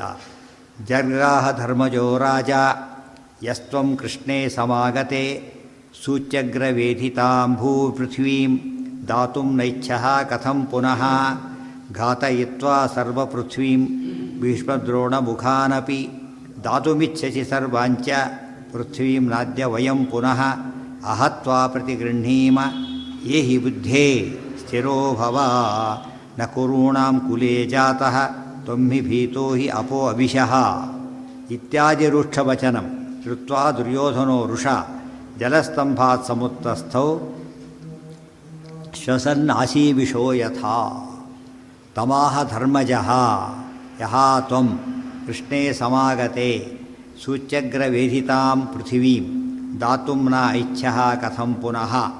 ಎಲ್ಲೋ ದುರ್ಯೋಧನ, ಕೃಷ್ಣೇ ಸಮಾಗತೆ, ಕೃಷ್ಣ ಸಂಧಿಗೆ ಅಂತ ಬಂದಿದ್ದಾಗ ನೀನೇನು ಮಾಡಿದ್ದೀನಿ? ನೀನಾಗ ಅರ್ಧ ರಾಜ್ಯ ಕೊಡೋದಿಲ್ಲ, ಇದು ಕೊಡೋದಿಲ್ಲ ಅಂತಲ್ಲ, ಸೂಚ್ಯಗ್ರವೇಧಿತಾಂ ಭೂಮಿ, ಒಂದು ಸೂಜಿ ಚುಚ್ಚಿದರೆ ಎಷ್ಟು ಜಾಗ ಸಿಗ ಅಷ್ಟೂ ಕೊಡೋದಿಲ್ಲ ಅಂತ ಹೇಳಿದವನು ದುರ್ಯೋಧನ. ಅರ್ಧ ರಾಜ್ಯ ಕೊಡೋದಿಲ್ಲ, 5 ಗ್ರಾಮನೂ ಕೊಡೋದಿಲ್ಲ, ಆಮೇಲೆ ಸೂಜಿ ಸುತ್ತ ಭೂಮಿನೂ ನಾನು ಕೊಡೋದಿಲ್ಲ ಅಂತ ಹೇಳಿದ್ದೀಯಲ್ಲ, ಇಡೀ ಭೂಮಿನೂ ಕೊಡ್ತೀನಿ ಅಂತ ಹೇಳ್ತೀವಿ. ಯಾರು ನಂಬ್ತಾರ ಇದ್ದಾರೆ ಅಂತ ಕೇಳ್ತಾರೆ. ಇಷ್ಟ ಉದಾರಿದ್ದೀನಿ ಬಂದುಬಿಡುತ್ತಾ? ಮೋಸ ಮಾಡ್ತಿದ್ದೆ, ಎದ್ದು ಬಾ ಅಂತ ಕರೀತಾರೆ. ನಿನ್ನ ಟ್ರೆಂಡ್ ಅಲ್ಲ ಅದು, ನೀನು ಸುಳ್ಳು ಹೇಳ್ತಾ ಇದ್ದೆ, ಕಪಟ ಮಾಡ್ತಾ ಇದ್ದಿ ಅಂತ ಅರ್ಥ. ಈಗ ಪೃಥ್ವೀಂ ದಾತುಂ ನೈಚ್ಛ ಕಥಂ ಪುನಃ, ಇಡೀ ಭೂಮಿನೇ ಕೊಟ್ಬಿಡ್ತೀಯ ನೀನೀಗ? ಅದೇನು ಮಾಡಿದ್ದ ಕೆಲಸ ನೀನೀಗ? ಘಾತಯಿತ್ವ ಸರ್ವಪೃಥ್ವೀ, ಎಲ್ಲ ಭೂಮಿನ ಹಾಳು ಮಾಡಿದ್ದೀಯ. ಭೀಷ್ಮದ್ರೋಣ ಮುಖಾನಪಿ, ಭೀಷ್ಮದ್ರೋಣಾದಿ ಮಹಾನುಭಾವರನ್ನು ಕೊಲಿಸ್ಬಿಟ್ಟಿದ್ದೀಯ. ದಾತುಮಿಚ್ಛಸಿ ಸರ್ವಾಂಚ ಪೃಥ್ವೀಂ ನಾದ್ಯ ವಯಂ ಪುನಃ, ಈಗ ಭೂಮಿನ ಕೊಳ್ಳಕ್ಕೆ ಬಂದುಬಿಟ್ಟಿದ್ದೀಯಲ್ಲ. ನೀನು ಏನಾರು ಕೊಟ್ಟರು ಏನೇ ಇರಲಿ, ನೀನು ಕೊಟ್ಟರು ನಾವು ತೊಗೊಳೋರಲ್ಲ ಅಂತ ಹೇಳಿದ್ದಾರೆ. ನೀನು ಕೊಡೋದಿಲ್ಲ ಆ ವಿಚಾರ ಬೇರೆ, ಆದರೆ ನೀವು ಕೊಟ್ಟರು ನಾವು ತೊಗೊಳೋಕ್ಕೆ ತಯಾರಿಲ್ಲ. ಯಾತಕ್ಕೆ? ನಾವೆಲ್ಲ ಕ್ಷತ್ರಿಯರು, ನಾವು ಹೇಗೆ ತೊಗೊಳ್ಳೋರು? ನಾವು ನೀನು ದಾನ ಕೊಡ್ತೀಯ ನನಗಿದನ? ದಾನ ಅಕ್ಸೆಪ್ಟ್ ಮಾಡೋದಿಲ್ಲ. ನಾವು ಯುದ್ಧ ಮಾಡಿ ಕಿತ್ಕೋತೇವೆ ಹೊರತು ದಾನ ನಾವು ತೊಗೊಳ್ಳೋಕ್ಕೆ ಸಾಧ್ಯ ಇಲ್ಲ. ಇದು ಇಂಪಾರ್ಟೆಂಟ್. ಕರ್ಣ ಸೋತು ಬಿಟ್ಟ ಅಲ್ಲಿ, ಯಾವಾಗ ಕೊಡ್ತಾ ಸೇರಿಸ್ಕೊಂಡ್ಬಿಟ್ಟ, ತಪ್ಪಾಯಿತು. ಪಾಂಡವರಿಂದ ಹಾಗೆ ಮಾಡಲಿಲ್ಲ. ದಾನ ಏನೋ ತೊಗೊಂಡು, ಕ್ಷತ್ರಿಯ ದಾನ ತೊಗೊಳ್ಬಾರ್ದು, ಕೊಡಬೇಕೇ ಹೊರತು ಅವರು ದಾನ ತೊಗೊಳ್ಬಾರ್ದು. ಆದ್ದರಿಂದ ನಾವು ತೊಗೊಳ್ಳೋದಿಲ್ಲ. ರಾಜ್ಯ ವಯಂ ಪುನಃ ಅಹತ್ವಾ ಪ್ರತಿಗೃಹ್ಣೀವ, ನಾವು ರಾಜ್ಯ ತೊಗೊಂಡು ನಿನ್ನ ಕೊಂದ ಮೇಲೆ ನಾವು ರೈಟ್ ತೊಗೋತೇವೆ ಹೊರತು ಈ ದಾನ ಭಿಕ್ಷೆ ನಮಗೆ ಬೇಕಿಲ್ಲ ಅಂತ ಹೇಳ್ತಾರೆ. ಯೇ ಹಿ ಯುದ್ಧೇ ಸ್ಥಿರೋ ಭವ, ಯೋ ಹಿ ಯುದ್ಧೇ ಸ್ಥಿರೋ ಭವ, ಯುದ್ಧಕ್ಕೆ ಬಾ, ಯುದ್ಧದಲ್ಲಿ ಸರಿಯಾದ ಯುದ್ಧ ಮಾಡು. ನ ಕುರುಣಾಂ ಕುಲೇ ಜಾತಸ್ತ್ವಂ ಹಿ ಭೀತೋ ಹಿ ಅಪೋ ಅವಿಶಃ. ಕೌರವರು ಎಂಥ ಕುರುಕುಲ ಗೊತ್ತಾ ನಮ್ಮದು? ಧೈರ್ಯಕ್ಕೆ ವೀರ್ಯಕ್ಕೆ ಹೆಸರಾದ ಮನೆತನ ನಮ್ಮದು. ಅದರಲ್ಲಿ ಭಯದಲ್ಲೇ ನೀರಲ್ಲಿ ಅಡಕೊಂಡ್ಬಿಟ್ಟು ಮಾತಾಡ್ತೀಯಲ್ಲ, ನೀನು ನಾಚಿಕೆ ಆಗೋದಿಲ್ಲ, ಎದ್ದು ಬಾ ಅಂತ ಬೈತಾನೆ. ಆಗ ಬರಲೇಬೇಕಾಯಿತು, ಬಂದವ. ಇತ್ಯಾದಿ ರೂಕ್ಷವಚನಂ ಶ್ರುತ್ವಾ ದುರ್ಯೋಧನೋ ರುಷಾ ಜಲಸ್ತಂಭಾತ್ ಸಮುತ್ತಸ್ಥೌ ಶ್ವಸನ್ ಆಶೀವಿಷೋ ಯಥಾ. ಇತ್ಯಾದಿ ರೂಕ್ಷವಚನಂ, ಇತ್ಯಾದಿ ಕಟು ಮಾತುಗಳನ್ನು ಕೇಳಿಬಿಟ್ಟು ದುರ್ಯೋಧನ ಕೋಪದಿಂದ ಮೇಲೆದ್ದು ಬಂದ. ಜಲಸ್ತಂಭನ ಬಿಟ್ಟ. ವಿಘ್ನ ಬಂತಲ್ಲಿಗೆ, ಮುಗಿದೋಯ್ತು. ಈ ರೀತಿ ವಿಘ್ನ ಯಾರು ಮಾಡಿದ್ರೆ ನೆನಪಿದೆಯಾ? ಹೇಳಿ, ಕರೆಕ್ಟಾಗಿ ಹೇಳಿ. ಅವನು ಜಪ ಮುಗಿಸೋದಕ್ಕಿಂತ ಮುಂಚೆನೇ ದುರ್ಯೋಧನ ತಪಸ್ಸು ಕೆಡಿಸ್ತಾ ಇದ್ದಾನೆ. ಆ ರೀತಿ ಹಿಂದೆ ಮಾಡಿದ್ದೊಂದು ಘಟನೆ ಇದೆ. ಎಲ್ಲಿ? ಇಂದ್ರಜಿತ್ ಮಾಡ್ಬೇಕಾದ್ರೆ ಏನಾಗಿತ್ತು, ಅವನು 3ನೇ ಸರ್ತೆ ಮತ್ತೆ ಅವನು ಕುಂಬೆಲ್ಲ ಹೋಮ ಮಾಡಿ ಪೂರೈಸಿಬಿಟ್ರೆ ಅವಧ್ಯನಾಗ್ತಾನೆ. ಆಗ ರಾಮದೇವರೇ ಕೊಲ್ಲಬೇಕು, ಲಕ್ಷ್ಮಣ ಕೈಯಲ್ಲಿ ಆಗಲ್ಲ ಅಂತ ಹೇಳಿ ಮಾಡಿದ್ದು. ವಿಘ್ನ ಇಲ್ಲದ್ದು ವಿಘ್ನ ತಂದು ಇವನು ಪೂರ್ತಿ ಮಂತ್ರ ಪೂರ್ತಿ ಮುಗಿಸಿದ್ರೆ ಅವ್ರು ಬದುಕ್ತಿದ್ರು, ಮತ್ತು ಅವಧ್ಯರಾಗ್ತಿದ್ರು. ಅಲ್ಲ, ಅದು ಆ ವಿಘ್ನ ಬೇರೆ, ತಪಸ್ಸು ಕೂಡಲೇ ವಿಘ್ನ ಮಾಡಿದರು. ಇಲ್ಲಿ ಹಾಗಲ್ಲ, ಯುದ್ಧಕ್ಕೆ ಅವನು ಮಂತ್ರ ಪೂರೈಸಲಿಕ್ಕೆ ಬಿಡಲಿಲ್ಲ. ಗೊತ್ತಾಯ್ತಾ? ಸಿಮಿಲರ್ ಇವೆರಡೂ ಕೂಡ. ಅದರಿಂದ ಕೆಲವು ಸತಿ ರಿಸ್ಕ್ ತೊಗೊಳಕ್ಕೆ ಹೋಗಬಾರ್ದು. ಗೊತ್ತಾಯ್ತಾ? ಅಲ್ಲಿಗೆ ಮುಗಿಸ್ಬಿಡ್ಬೇಕು, ಅದು ನಿಲ್ಲಿಸಿದ್ರು. ಆದ್ದರಿಂದ ಜಪ ತಪಕ್ಕೊಂದು ವಿಷಯ ಗೊತ್ತಾಯ್ತು ನಮಗೀಗ. ಆ ವಿಷಯ ಒಂದು ಕಡೆಗಿರಲಿ. ಇನ್ನೊಂದೇನು ಗೊತ್ತಾಯಿತು ಅಂದರೆ, ಜಪ ಮಾಡ್ಕೊಂಡು ಮಧ್ಯೆ ಎದ್ದೇಳಬಾರ್ದು, ಮಾತಾಡಬಾರ್ದು. ಗೊತ್ತಾಯ್ತಾ? ಸ್ಕೋರ್ ಗೀರ್ ಕೇಳಿದಾಗ ಕೂತ್ಕೋಬಾರ್ದು. ಅದು ಗೊತ್ತಾಯ್ತು, ಕೇಳೋದು ಮತ್ತೆ ಮತ್ತೆ ಎಷ್ಟಾಯಿತು ಅಂತ ಕೇಳೋದು. ಇಲ್ಲಿ ಸ್ಕೋರ್ ಹೋಗ್ತಾ ಇರುತ್ತೆ, ಅಲ್ಲಿ ಸ್ಕೋರ್ ಕೇಳ್ತಾ ಇರ್ತಾರೆ. ಜಪ ಅಂದರೆ ಜಪ, ಆ ಕಡೆ ಈ ಕಡೆ ಕಣ್ಣು ತೆಗಿಲಕ್ಕೆ ಹೋಗಬಾರ್ದು. ಮಾತಾಡಿಬಿಟ್ರೆ ಮತ್ತೆ ಮೊದಲಿಂದ ಶುರು ಮಾಡಬೇಕು.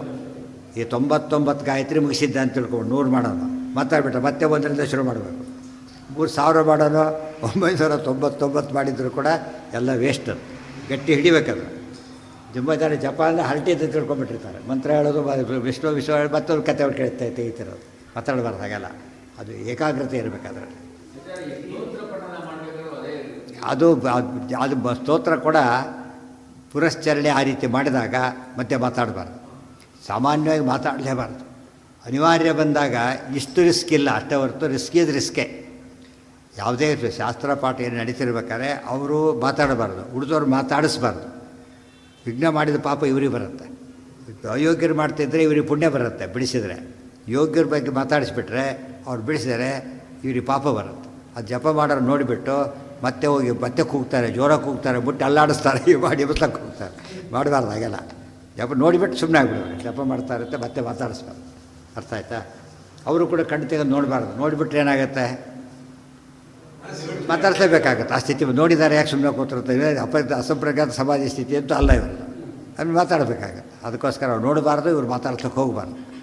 ಇವರು ಪುಣ್ಯ ಹ್ರಾಸ ಆಗುತ್ತೆ, ನೆನಪಿಡ್ಬೇಕು. ಪಾಪ ಬರುತ್ತೆ, ಇವು ಸಿದ್ಧಿ ಬರೋದಿಲ್ಲ ಅವರಿಗೆ. ಎಷ್ಟು ರಿಸ್ಕ್ ಇದೆ ಕಲಿಯುಗದಲ್ಲಿ. ಯಾತಕ್ಕೆ ಜಪ ತಪ ವರ್ಕ್ ಮಾಡೋದಿಲ್ಲ ಅಂದರೆ ಈ ರೀತಿ ಮಾಡೋದಿಲ್ಲ, ವರ್ಕ್ ಮಾಡೋದಿಲ್ಲ. ಸರಿಯಾದ ರೀತಿ ಅಂಗನ್ಯಾಸ ಕರನ್ಯಾಸ ಮಾಡಿ ಅದು ಯಾವಾಗ ದಿಗ್ಬಂಧನ ಮಾಡಿ ಕೂತ್ಬಿಡ್ತಾನೆ, ದಿಗ್ಬಂಧನ ಮಾಡಿದರೆ ಯಾರೂ ಡಿಸ್ಟರ್ಬ್ ಮಾಡೋಂಗಿಲ್ಲ ಅಂತ ಅರ್ಥ. ಅದು ಕ್ಲೋಸ್ ಮಾಡೋದು, ಡೋರ್ ಕ್ಲೋಸ್ ಮಾಡೋದ ಲೆಕ್ಕ. ಆ ಕ್ಲೋಸ್ ಮಾಡಿದ್ರೆ ಮತ್ತೆ ಓಪನ್ ಮಾಡೋರಲ್ಲ ಹಾಗೆ. ಇದನ್ನು ಅರ್ಥ ಮಾಡ್ಕೊಂಡು ಹುಷಾರಾಗಿರ್ಬೇಕು. ಆದ್ದರಿಂದಲೇ ದೈತ್ಯರೆಲ್ಲ ಋಷಿಗಳಿಗೆ ಹಾಗೆ ಮಾಡ್ತಾಯಿದ್ರು. ತಪಸ್ಸಿ ವಿಘ್ನ ಅದು. ಅದರಿಂದಾಗಿಯೇ ಅವರು ಸಿದ್ಧಿ ಕೆಡಿಸ್ತಾಯಿದ್ರು ಅಂತ ರಾಮದೇವ್ ಬಂದು ಕೊಲ್ಲಬೇಕಾಯ್ತು. ದೈತ್ಯ ನಮಗೂ ಅಷ್ಟೇ. ಸ್ಕೂಲ್ ಕಾಲೇಜ್ ಎಕ್ಸಾಮ್ ಟೈಮಲ್ಲಿ ಗಲಾಟೆ ಮಾಡಿ ಏನು ಮಾಡ್ತಾರಾಗ? ಪೊಲೀಸ್ ವ್ಯಾನ್ ತರಿಸಿ ಕಂಟ್ರೋಲ್ ಮಾಡ್ತಾರೆ. ಇಲ್ಲದೆ ಹೋದರೆ ಅದು ಬರಲಿಕ್ಕೆ ಪರೀಕ್ಷೆ ಕೆಟ್ಟೋಗ್ಬಿಡತ್ತೆ. ಅಯ್ಯೋ, ಏನೇನು ಬರೀ ಆಯಿಸ್ತಾರೆ, ಏನು ಬೇಕಾದ್ರೂ ಕ್ಷೀಣ ಆಗ್ಬೋದು. ಅದು ಅವ್ರು ಎಷ್ಟು ಯಾವ ಮಂತ್ರ ಮಾಡ್ತಿದ್ದಾರೆ, ಎಷ್ಟು ಕ್ವಾಲಿಟಿ ಇದೆ, ಅದಕ್ಕೆ ತಕ್ಕಂತೆ ಪಾಪ ಬರುತ್ತೆ. ಎಲ್ಲರಿಗೂ ಒಂದೇ ಪಾಪದ ಪ್ರಮಾಣ ಒಂದೇ ರೀತಿ ಇರೋದಿಲ್ಲ. ಇವಾಗ ಡಿಸ್ಟರ್ಬ್ ಮಾಡ್ದ, ಸಾಮಾನ್ಯ ಪಾಸಾಗೋನ್ನ ಡಿಸ್ಟರ್ಬ್ ಮಾಡ್ದ, ಅವ್ನು ಫೇಲ್ ಆದ, ಅದು ಪಾಪದ ಕೆಲಸ. ರ್ಯಾಂಕ್ ಬರೋನು ಡಿಸ್ಟರ್ಬ್ ಮಾಡ್ದ, ಅವ್ರು ಬರೀ ಫಸ್ಟ್ ಕ್ಲಾಸ್ ಬಂದ. ನೋಡಿ ಪಾಪ ಹೇಗೆ ವೇರಿ ಆಗ್ತಾ ಹೋಗುತ್ತೆ. ಡಿಸ್ಟರ್ಬೆನ್ಸನ್ನು ಯಾರು ಯಾವ ಕೆಲಸಕ್ಕೆ ಕೊಟ್ಟಿದ್ದಾರೆ ಅನ್ನೋದ್ರ ಮೇಲೆ ಈ ಕೆಡಿಸೋರಿಗೆ ಎಷ್ಟು ಪಾಪ ಬರುತ್ತೆ ಡಿಸೈಡ್ ಆಗುತ್ತೆ. ಅಲ್ಲೂ ತಾರತಮ್ಯ ಇಲ್ಲ. ತಾರತಮ್ಯ ಇಲ್ಲ, ಜಾಗನೇ ಇಲ್ಲ. ಎಲ್ಲ ಕಡೆ ತಾರತಮ್ಯ ಗಮನಿಸ್ತಾನೆ ಇರಬೇಕು. ಉವಾಚ ಚೈಕ ಏವಾಹಂ ಅಕಿರೀಟೋ ವಿಮರ್ಮಕಃ. ಈಗ ಗೆದ್ದ ಅವನು ತರ್ಕೊಂಡು. ಇಲ್ಲೇನು ಮಾಡಿದ್ದಾನೆ ನನ್ನ ಕವಿ? ತನ್ನ ಗದಾ ಯುದ್ಧ ಅಂತ ಬರೆದ ಸಾಹಸ ಭೀಮ, ಹೆಸರಿಟ್ಟದ್ದು ಭೀಮನ ಹೆಸರು. ಹೊಗಳಿರೋದೆಲ್ಲ ದುರ್ಯೋಧನ ಅದರಲ್ಲಿ. ಎಷ್ಟು ಕರೆದು ಧರ್ಮ ಹೇಳೋದಿಲ್ಲ. ಆಗ ಭೀಮಸೇನ ಬಂದು ಕರೆದಂತ ಅವಾಗಿದ್ದ ಅಂತ ಹೇಳ್ತಾರೆ. ಅನ್ನೆಸರಿ ಅವೆಲ್ಲ ಕೂಡ. ಅದು ಅವ್ರಿಗೇನು ಕಾಮನ್ ಸೆನ್ಸ್ ಇಲ್ಲ ಅಂದರೆ ರಾಜರನ್ನು ಕರಿಬೇಕು. ಅಲ್ಲಿರೋದು ಕರಿಬೇಕಾದ್ರೆ ಇನ್ವೈಟ್ ಮಾಡಬೇಕಾದ್ರೆ ಈಗ ಕ್ರಿಕೆಟ್ ಟೀಮ್ನವರು ತಾವು ಇನ್ನೊಂದು ಕಂಟ್ರಿ ಇನ್ವೈಟ್ ಮಾಡೋಕ್ಕೆ ಬರೋಲ್ಲ. ಅದಕ್ಕೊಂದು ಬೇರೆ ಅವರು ಮಾಡಬೇಕು ಇನ್ವೈಟ್ನ. ಇವರೆಲ್ಲ ಇನ್ವೈಟ್ ಮಾಡೋ ಹಾಗಿಲ್ಲ. ಯಾವುದೋ ಕಾರ್ಯಕ್ರಮ ಯಾರೋ ಇನ್ವೈಟ್ ಮಾಡಿ ಯಾರೋ ಹೋಗೋದಿಲ್ಲ. ಸಂಬಂಧಪಟ್ಟು ಇನ್ವೈಟ್ ಮಾಡಿದರೆ ಮಾತ್ರ ಹೋಗೋದು. ಗೊತ್ತಾಯ್ತಾ? ಅಂಥ ಹೊತ್ತಲ್ಲಿ ಧರ್ಮರಾಜ ಮಾಡ್ತಿದ್ದಾನೆ, ಬಂದ. ಗೊತ್ತಾಯ್ತಾ? ಇವರೇ ತಮ್ಮದೇನೋ ಅಲ್ಲಿ ಸೇರ್ಕೊಂಡ್ಬಿಡ್ತಾರೆ ಅದರೊಳಗೆ. ಅಂದರೆ ಇದೆಲ್ಲ ಟೆಕ್ನಿಕಲ್ ವಿಷಯ ಗೊತ್ತಿಲ್ಲದೇನೆ ಸುಮ್ಮನೆ ಕಥೆ ಅಂತ ಮಹಾಭಾರತ ನೋಡ್ಲಿಕ್ಕೆ ಹೊರಟ್ರೆ, ರಾಮಾಯಣ ನೋಡ್ಲಿಕ್ಕೆ ಹೊರಟ್ರೆ ಆಗೋದಂತ ಅನಾಹುತ. ಧರ್ಮರಾಜ ಕರೆದಿದ್ದಕ್ಕೆ ಎದ್ದು ಬಂದ, ಹೊರತು ಭೀಮನ ಕರೆಯೋ ಪ್ರಸಂಗ ಬರಲಿಲ್ಲ ಅಲ್ಲಿ. ಅವರ ಕೈಯಲ್ಲಿ ಪ್ರಾಪರ್ ಇನ್ವಿಟೇಷನ್ ಕೊಟ್ಟಿದ್ದು ಅವರಿಂದಾನೆ. ಏನೋ ಯಾರು ಅಲ್ಲ ಅವ್ರು ರಾಜ ಅಂತ ಅಂದ್ಕೊಂಡಿದ್ದಾನಲ್ಲ, ಅವನು ತಾನೇ, ಅವ್ರ ಕಡೆ ಅವನೇ ತಾನೇ ಕರಿಬೇಕು. ರಾಜನೇ ಕರಿಬೇಕು, ಕರೆದ ಬಂದ ಅಷ್ಟೇ. ಅವನೇನು ಎಸ್ಕೇಪ್ ಆಲ ಟ್ರೈ ಮಾಡ್ದ, ಅದು ಬಿಡಲಿಲ್ಲ ಅಂಬೋದಕ್ಕೆ ಭೀಮ ದ್ರೌಪದಿಯರು ಹೇಳಿದ ವಿಷಯ ಗಟ್ಟಿಯಾಗಿ ತಲೆಯಲ್ಲಿ ಕೂತಿದ್ದೇ ಕಾರಣ ಆಗಿತ್ತು. ಇತ್ಯಾದಿ ರೂಕ್ಷವಚನಂ ಶ್ರುತ್ವ ದುರ್ಯೋಧನೋರು ಆಗಲೇ ಹೇಳೋದಾತ ನೀರೊಳಗಿರಿದ್ದು ಬೆಬರ್ಧನ್ ಉರಗ ಪತಾಕಂ ಅಂತೇಳಿ. ಭೀಮಸೇನ ಕರೆದಾಗ ಎಷ್ಟು ಸಿಟ್ಟು ಬಂತಂತವನಿಗೆ, ನೀರೊಳಗೆ ಕೂತಿದ್ರು ಕೂಡ ಬೆವತು ಬಿಟ್ಟ ಅಂತ ಹೇಳ್ತಾರೆ. ಒಳ್ಳೆ ಕಾವ್ಯ, ಸಂಶಯನೇ ಇಲ್ಲ. ನೀರೊಳಗಿದ್ದ ಬೆವಿತಾರೆ, ಬೆವತ ನೀರೊಳಗಿದ್ದ ಬೆವರು ಹೋಗುತ್ತೆ. ಅಲ್ಲಿ ಬೆವತ ಅಂತೇಳಿ ಕಾವ್ಯ ದೃಷ್ಟಿಯಿಂದ ಭಾರಿ ಚೆನ್ನಾಗಿದೆ. ವಿಷಯ ಸುಳ್ಳೋದು. ಗೊತ್ತಾಯ್ತಾ? ವಿಷಯನೂ ಸರಿಯಾಗಿದ್ದು, ಕಾವ್ಯನೂ ಚೆನ್ನಾಗಿದ್ದರೆ ಅದು ಭಾರಿ ಶ್ರೇಷ್ಠ. ಆದರೆ ಶಾಸ್ತ್ರ ಕಾವ್ಯ ಆಗಿರ್ತಾರೆ. ಮಧ್ವ ರುಕ್ಮಿಣಿ ವಿಶ್ವವಿದ್ಯಾಲಯ ಯಾವ ರೀತಿ ಬರೀತಾರೆ ಅಂದರೆ, ಎಷ್ಟು ಚೆನ್ನಾಗಿ ಹೇಳಬೇಕು ಅಂತ ಹೇಳಿಬಿಟ್ಟು ವಿಷಯದ ಬದಲಾಯಿಸೋದಿಲ್ಲ. ಇರೋ ವಿಷಯನೇ ಚೆನ್ನಾಗಿ ಹೇಳಬೇಕೆ ಹೊರತು ಚೆನ್ನಾಗಿ ಹೇಳ್ತೀವಿ ಅಂತೇಳಿ ವಿಷಯನ ಕೆಡಿಸ್ಬಿಡಬಾರ್ದು. ಇವತ್ತಿನ ಟ್ರೆಂಡ್ ಹೇಗಿದೆ ಅಂದರೆ, ರಾಮಾಯಣ ಮಹಾಭಾರತ ನಾವು ಬರಿತೇವೆ ಅದ್ರ ಬಗ್ಗೆ ಅಂತ ಹೇಳಿಬಿಟ್ಟು ಇರೋದನ್ನೆಲ್ಲ ತಿರುಚಿ ಹಾಕಿಬಿಡೋದು, ಕೆಡಿಸ್ಬಿಡೋದು. ಇದು ಲಕ್ಷಣ. ಇದು ಬಡಿಸೋನ ಕೆಲಸ ಎಷ್ಟು? ನೀಟಾಗಿ ಬಡಿಸ್ಬೇಕು. ಬೇಕಂದವರಿಗೆ ತಪ್ಪಾರ್ದು, ಬೇಡ ಅಂದರೆ ಹೇಗೆ ವೇಸ್ಟ್ ಆ ಥರ ಕಾಮನ್ ಸೆನ್ಸ್ ಇರಬೇಕು. ಅದು ಕೊಟ್ಟಿದ್ರೆ ಕಲಿಸಿ ಹಾಕ್ಬೋದು ಅಷ್ಟೇ. ಸಾರಿಗೆ ಕಲಿಸಿ ಹಾಕ್ಬೋದೇ ಹೊರತು ತಮ್ಮ ಮನೆಯಿಂತಂದೇನೋ ಸೇರಿಸಿ ಹಾಕ್ಬಾರ್ದು ಅಲ್ಲಿಗೆಲ್ಲ ಕೂಡ. ಅದು ಮೈಲಿಗೆ ಆಗುತ್ತೆ. ಬಡಿಸೋನು ಪ್ಯೂರಿಟಿ ತನ್ನ ಕೆಲಸ ಇಷ್ಟೇ.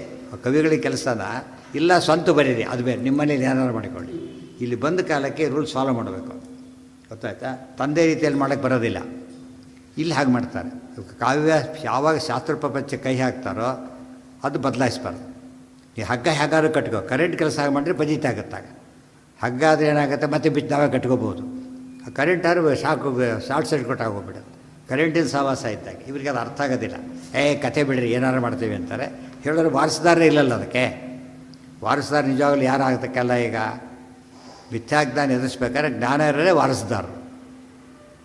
ಇವರು ಆ್ಯಕ್ಷನ್ ತೊಗೊಳ್ದೆ ಹೋದರೆ ಲ್ಯಾಬ್ಸ್ ಆನ್ ದೇರ್ ಡ್ಯೂಟಿ. ಇದು ಪಾರ್ಟಲ್ಲಿ ಲ್ಯಾಬ್ಸ್ ಆಯಿತು. ಇಲ್ಲದವ್ರು ಇವ್ರಿಗೆ ಜ್ಞಾನಿಗಳಲ್ಲ ಅಂತಾಯಿತು. ಅರ್ಥ ಆಯ್ತಾ? ಈ ಪೊಲೀಸರ ಕೆಲಸ ಹಿಡಿಯೋದು, ಅವರೇ ಹಿಡಿಯೋದಿಲ್ಲ, ಇನ್ಯಾರು ಹಿಡಿಬೇಕಾಗಿದ್ರೆ? ಕರ್ತವ್ಯ ಲೋಪ ಒಂದು ಪಾಪ, ಇಲ್ಲ ತಿಳುವಳಿಕೆ ಏನಿಲ್ಲ ಇನ್ನೊಂದು ಪಾಪ. ಇವತ್ತಾಗಿರೋದು ಹಾಗೇ. ಇವತ್ತಿನ್ನೂ ಗ್ರಂಥಗಳಿದೆ, ಎಲ್ಲ ಇದೆ. ಕೆಟ್ಟ ಸರ್ಕಾರಗಳಿಲ್ಲ. ಹಿರಣ್ಯಕಶಿಪುವಿನ ಸರ್ಕಾರ ಇವತ್ತಿಲ್ಲ. ಇವತ್ತು ಕೂಡ ನ್ಯಾಯಕ್ಕೆ ಹೋರಾಡಿದರೆ ಕೆಲಸ ಆಗುತ್ತೆ. ಹೋರಾಡೋರೇ ಇಲ್ಲ. ಹಾಗಾಗಿರೋದು ಇವತ್ತು. ನ್ಯಾಯಕ್ಕೂ ಮೀರಿ ಹೋರಾಡ ಇನ್ನೂ ಮುಂದೆ ಬರ್ಬೋದು. ಅದು ಇನ್ನೂ ಅಂಥ ಕಾಲ ಬಂದಿಲ್ಲ. ಇವ್ರು ಕೊನೆಗೆ ಓಟಿಗೋಸ್ಕರ ಏನು ಮಾಡ್ತಾರೆ, ಗಲಾಟೆ ಮಾಡಿದಾಗ ಅವರು ಅಟೆಂಡ್ ಮಾಡ್ತಾರದು. ಅದು ಆ ಥರ ನಾವು ಯಾರೂ ಮಾಡ್ತಾಯಿಲ್ಲ. ಆದ್ದರಿಂದ ಅಂಥವರೆಲ್ಲ ಬೆಳೀತಾ ಇದ್ದಾರೆ. ಹಾಗೆ ಉವಾಚ ಚೈಕ ಏವ. ಇನ್ನು ಕಾವ್ಯ ಪಾಠ ಇಷ್ಟು ತಿಳ್ಕೊಂಡ್ರು ಕೂಡ ಕೊನೆ ಪಾಪ ಮಾಡಲಿ, ಪುಸ್ತಕ ಇಟ್ಕೊಂಡು ನೋಡಲಿ ಅಂತ ಹೇಳ್ಬೇಕಾದ್ರೆ ಇದು ಸತ್ಯ ಸಂಗತಿ ಅಲ್ಲ, ಕಾವ್ಯವಾಗಿ ಹೇಳಿದ್ದಾನೆ. ಅಷ್ಟು ಹೇಳಿಬಿಟ್ರೆ ಓದೋರಿಗೆ ಏನಾಗತ್ತಾಗ ನಿಜವಾದ ವಿಷಯ ಏನಂತ ಗೊತ್ತಾಗುತ್ತೆ. ನಾಲ್ಕೈದಂಥದ್ದು ಆಗಿಬಿಟ್ರೆ ಓದ್ಬೇಕಾದ್ರೆ ಹುಷಾರಾಗಿ ಓದ್ತಾರೆ. ಇದು ಇದೆಯೋ ಇಲ್ಲೋ ಅಂತ ನೋಡ್ತಾನೆ. ಈಗ ನೋಡೋದೇ ಇಲ್ಲ. ಈಗ ಅವ್ರು ಹೇಳಿದ್ದೇ ಇದೆ, ಅದೇ ಸತ್ಯ, ವ್ಯಾಸರು ಬರೆದಿದ್ದೇ ಸುಳ್ಳು ಅಂತ ಮಾಡಿಬಿಡ್ತಾರೆ. ಉವಾಚ ಚೈಕ ಏವಾಹಂ. ಈಗ ಎದ್ದು ಅವ್ನು ಮಾತಾಡಿ, ಅವ್ನು ಮಾತು ನೋಡಿ. ಈಗ ಹಾವು ಬುಸ್ ಅಂತ ಬಂದ ಮೇಲಕ್ಕೆ ಅವನು ಆಶೀವಿಷೋ ಯಥ ಶ್ವಸನ್ ಆಶೀವಿಷೋ ಯಥ ಬಂದ. ಉವಾಚ ಚೈಕ ಏವಾಹಂ. ಅವನ ಬಾಯಲ್ಲೇ ಮಾತು ಬರುತ್ತೆ. ಈಗ ಏನ್ರಿ ನಾನು ಯುದ್ಧಕ್ಕೆ ಕರಿತಿದ್ದೀರ ನೀವೆಲ್ಲ. ಈಗ ನಾನು ಒಬ್ಬನೇ ಇರೋದು ಗೊತ್ತಾ? ಈಗ ನಾನು ಒಂಟಿ. ಅಹಂ ಅಕಿರೀಟಿ. ನನಗೆ ಕಿರೀಟ ಕೂಡ ಇಲ್ಲ. ವಿವರ್ಮಕ, ಮೈ ಮೇಲೆ ಕವಚ ಇಲ್ಲ. ಭವಂತಹ ಭಾವ. ದುರ್ಯೋಧನ ಸ್ಥಿತಿಯಲ್ಲಿ ಬಂದು ಕೃಷ್ಣ ಹೇಳಿರ್ತಾನೆ, ಈ ರಾಜ್ಯ ಮುಂದೆ ಏನಾಗುತ್ತೆ ನಿನಗೆ ಜ್ಞಾಪಕ ಆಗುತ್ತೋ ನೋಡು ಅಂತ ಹೇಳಿರ್ತಾನೆ ಕೃಷ್ಣ. ಇವತ್ತು ಕೊಟ್ಟರೆ ಅರ್ಧ ರಾಜ್ಯ ಸಿಗುತ್ತೆ ನಿನಗೆ. ಪಾಂಡವರಂಥ ಮಹಾ ಸಮರ್ಥರು. ಯಾವಾಗಲೂ ಸಂಧಾನಕ್ಕೆ ವೀಕ್ ಪಾರ್ಟಿ ಬರಬೇಕು, ಸ್ಟ್ರಾಂಗ್ ಪಾರ್ಟಿ ಅಲ್ಲ. ದುರ್ಯೋಧನ ನಿನ್ನ ಪುಣ್ಯ ಇದು ಬಂದು. ಪಾಂಡವರು ಮಹಾವೀರರು, ಅಂಥವ್ರು ಸಂಧಾನ ರೆಡಿ ಇದ್ದರೆ ಎಷ್ಟು ಪುಣ್ಯ ಅಂತ ತಿಳ್ಕೊ. ಇದನ್ನು ಅವನು ಆ ಮೂರ್ಖ ಅರ್ಥ ಮಾಡ್ಕೊಳ್ಳಿಲ್ಲ. ಅದನ್ನು ಅವನು ಕೇಳಿದ್ದನ್ನು ಏನಂತ ತಿಳ್ಕೊಂಡೆ ಅವನು? ಅವರೇ ವೀಕ್ನೆಸ್ ತಿಳ್ಕೊಬೇಕು. ದೊಡ್ಡವರು ಹಿದೋಕ್ತಿ ಹೇಳಿದರೆ ಅದು ಉದ್ಧಾರಕ್ಕೆ ಹೊರತು ವೀಕ್ನೆಸ್ ಅಲ್ಲ. ಅದಕ್ಕೆ ವಿದುರ ರೀತಿಯಲ್ಲಿ ಹೇಳ್ತಾರೆ, ಸಜ್ಜನರ ಕ್ಷಮಾಗುಣನ, ಸಜ್ಜನರ ಸೌಮ್ಯತೆಯನ್ನು ಜನ ಹೇಗೆ ಅಪಾರ್ಥ ಮಾಡ್ಕೋತಾರೆ ಅಂದರೆ ದೌರ್ಬಲ್ಯ ಅಂತ ಅರ್ಥ ಮಾಡ್ಕೋತಾರೆ. ಅವ್ರದ್ದು ಕಾರುಣ್ಯ. ಆ್ಯಕ್ಚುಲಿ ಕಾರುಣ್ಯನ ದೌರ್ಬಲ್ಯ ಅಂತ ತಿಳ್ಕೊಳ್ಬಾರ್ದು. ಅದು ತಿಳ್ಕೊಳ್ಳೋದೇ ಅವರು ದೌರ್ಬಲ್ಯ. ಅದಕ್ಕೆ ಹಾಳಾಗಿ ಹೋಗ್ತಾರೆ. ಅರ್ಥ ಆಯ್ತಾ? ಕರುಣೆಯಿಂದ ಲೋಕನಾಶ ಆಗಬಾರ್ದು, ಉಳಿದವರು ತೊಂದರೆ ಆಗಬಾರ್ದು ಅಂತ ಒಳ್ಳೆ ಮಾತು ಹೇಳಿದರೆ ಅದು ಅರ್ಥ ಮಾಡಿಕೊಳ್ಳೋ ಬುದ್ಧಿ ಅವ್ರಿಗೆ ಇರೋದಿಲ್ಲ. ಈಗ ಬಂದ ಅವತ್ತೇನು ಕೊಡೋದಿಲ್ಲ ಅಂತೇಳಿ ಏನು ಇಲ್ದಾಗುತ್ತೆ ನೋಡು ಅಂತ ಹೇಳಿದ್ದ. ಅವನೇ ಹೇಳಿದ, ಎಂ ಏಕಃ, ನಾನು ಒಬ್ಬನೇ, ಯಾರೂ ಇಲ್ಲ. ಆಮೇಲೆ ಅಹಂ ಕಿರೀಟ ಕೂಡ ಇಲ್ಲ. ಇವ್ರ ಮೈ ಮೇಲೆ ಕವಚ ಕೂಡ ಇಲ್ಲ. ಈ ಸ್ಥಿತಿ ಸ್ಪೇರ್ ಯಾವುದೂ ಇಲ್ಲ, ಎಲ್ಲ ಹೋಗ್ಬಿಟ್ಟಿದೆ. ಸಂಪೂರ್ಣ ವಾಹನ ಗಿರತ್ ಯಾವುದೂ ಉಳ್ಕೊಂಡಿಲ್ಲ. ನೀವು ತುಂಬ ಜನ ಇದ್ದೀರಿ. ಸ್ವಲ್ಪ ಪಾಂಡವರಿಗೆ ಗೆಲುವು. ಎಷ್ಟು ಜನ ಇದ್ದೀರಿ ನೀವೀಗ? ನಿಮಗೆ ಇದಿದೆ, ಈ ಚರ್ಮ ಏನೇನಿದೆ ನಿಮಗೆ? Completely full fledged. ಏನು ಸಮಸ್ಯೆ? ನನಗೆಲ್ಲ ಸಮಸ್ಯೆ ಇದೆ. ಈಗ ನನ್ನ ಕರೆಯೋ ಧರ್ಮನ ಅಂತ ಕೇಳ್ತಾರೆ ಬಂದೀಗ. ಕರೆಯೋ ಧರ್ಮನ ಈಗ ಈ ಸ್ಥಿತಿ ನಾವು ತಂದಿಲ್ಲ, ನೀನೇ ತಂದುಕೊಂಡಿರೋ. ನಾವೇನು ಮಾಡೋಕ್ಕಾಗುತ್ತೆ ಅದಕ್ಕೆ? ಭವಂತು ಬಹವೋ ವರ್ಮ ಶಿರಸ್ತ್ರಾಣಯುತಾವಪಿ. ಮೈ ಮೇಲೆ ಕವಚ ಇದೆ ನಿಮಗೆ, ಶಿರಸ್ತ್ರಾಣ ಇದೆ, ಹೆಲ್ಮೆಟ್. ಈ ಹೆಲ್ಮೆಟಲ್ಲಿ ನಡೆಯಲ್ಲಲ್ಲಿ ಭಾರಿ ಸ್ಟ್ರಾಂಗ್ ಇರಬೇಕು ಅಂತ ಹೆಲ್ಮೆಟ್ಗಳಿವೆ ನಿಮಗೆ. ನನಗೇನೂ ಇಲ್ಲ. ಹಾಂ,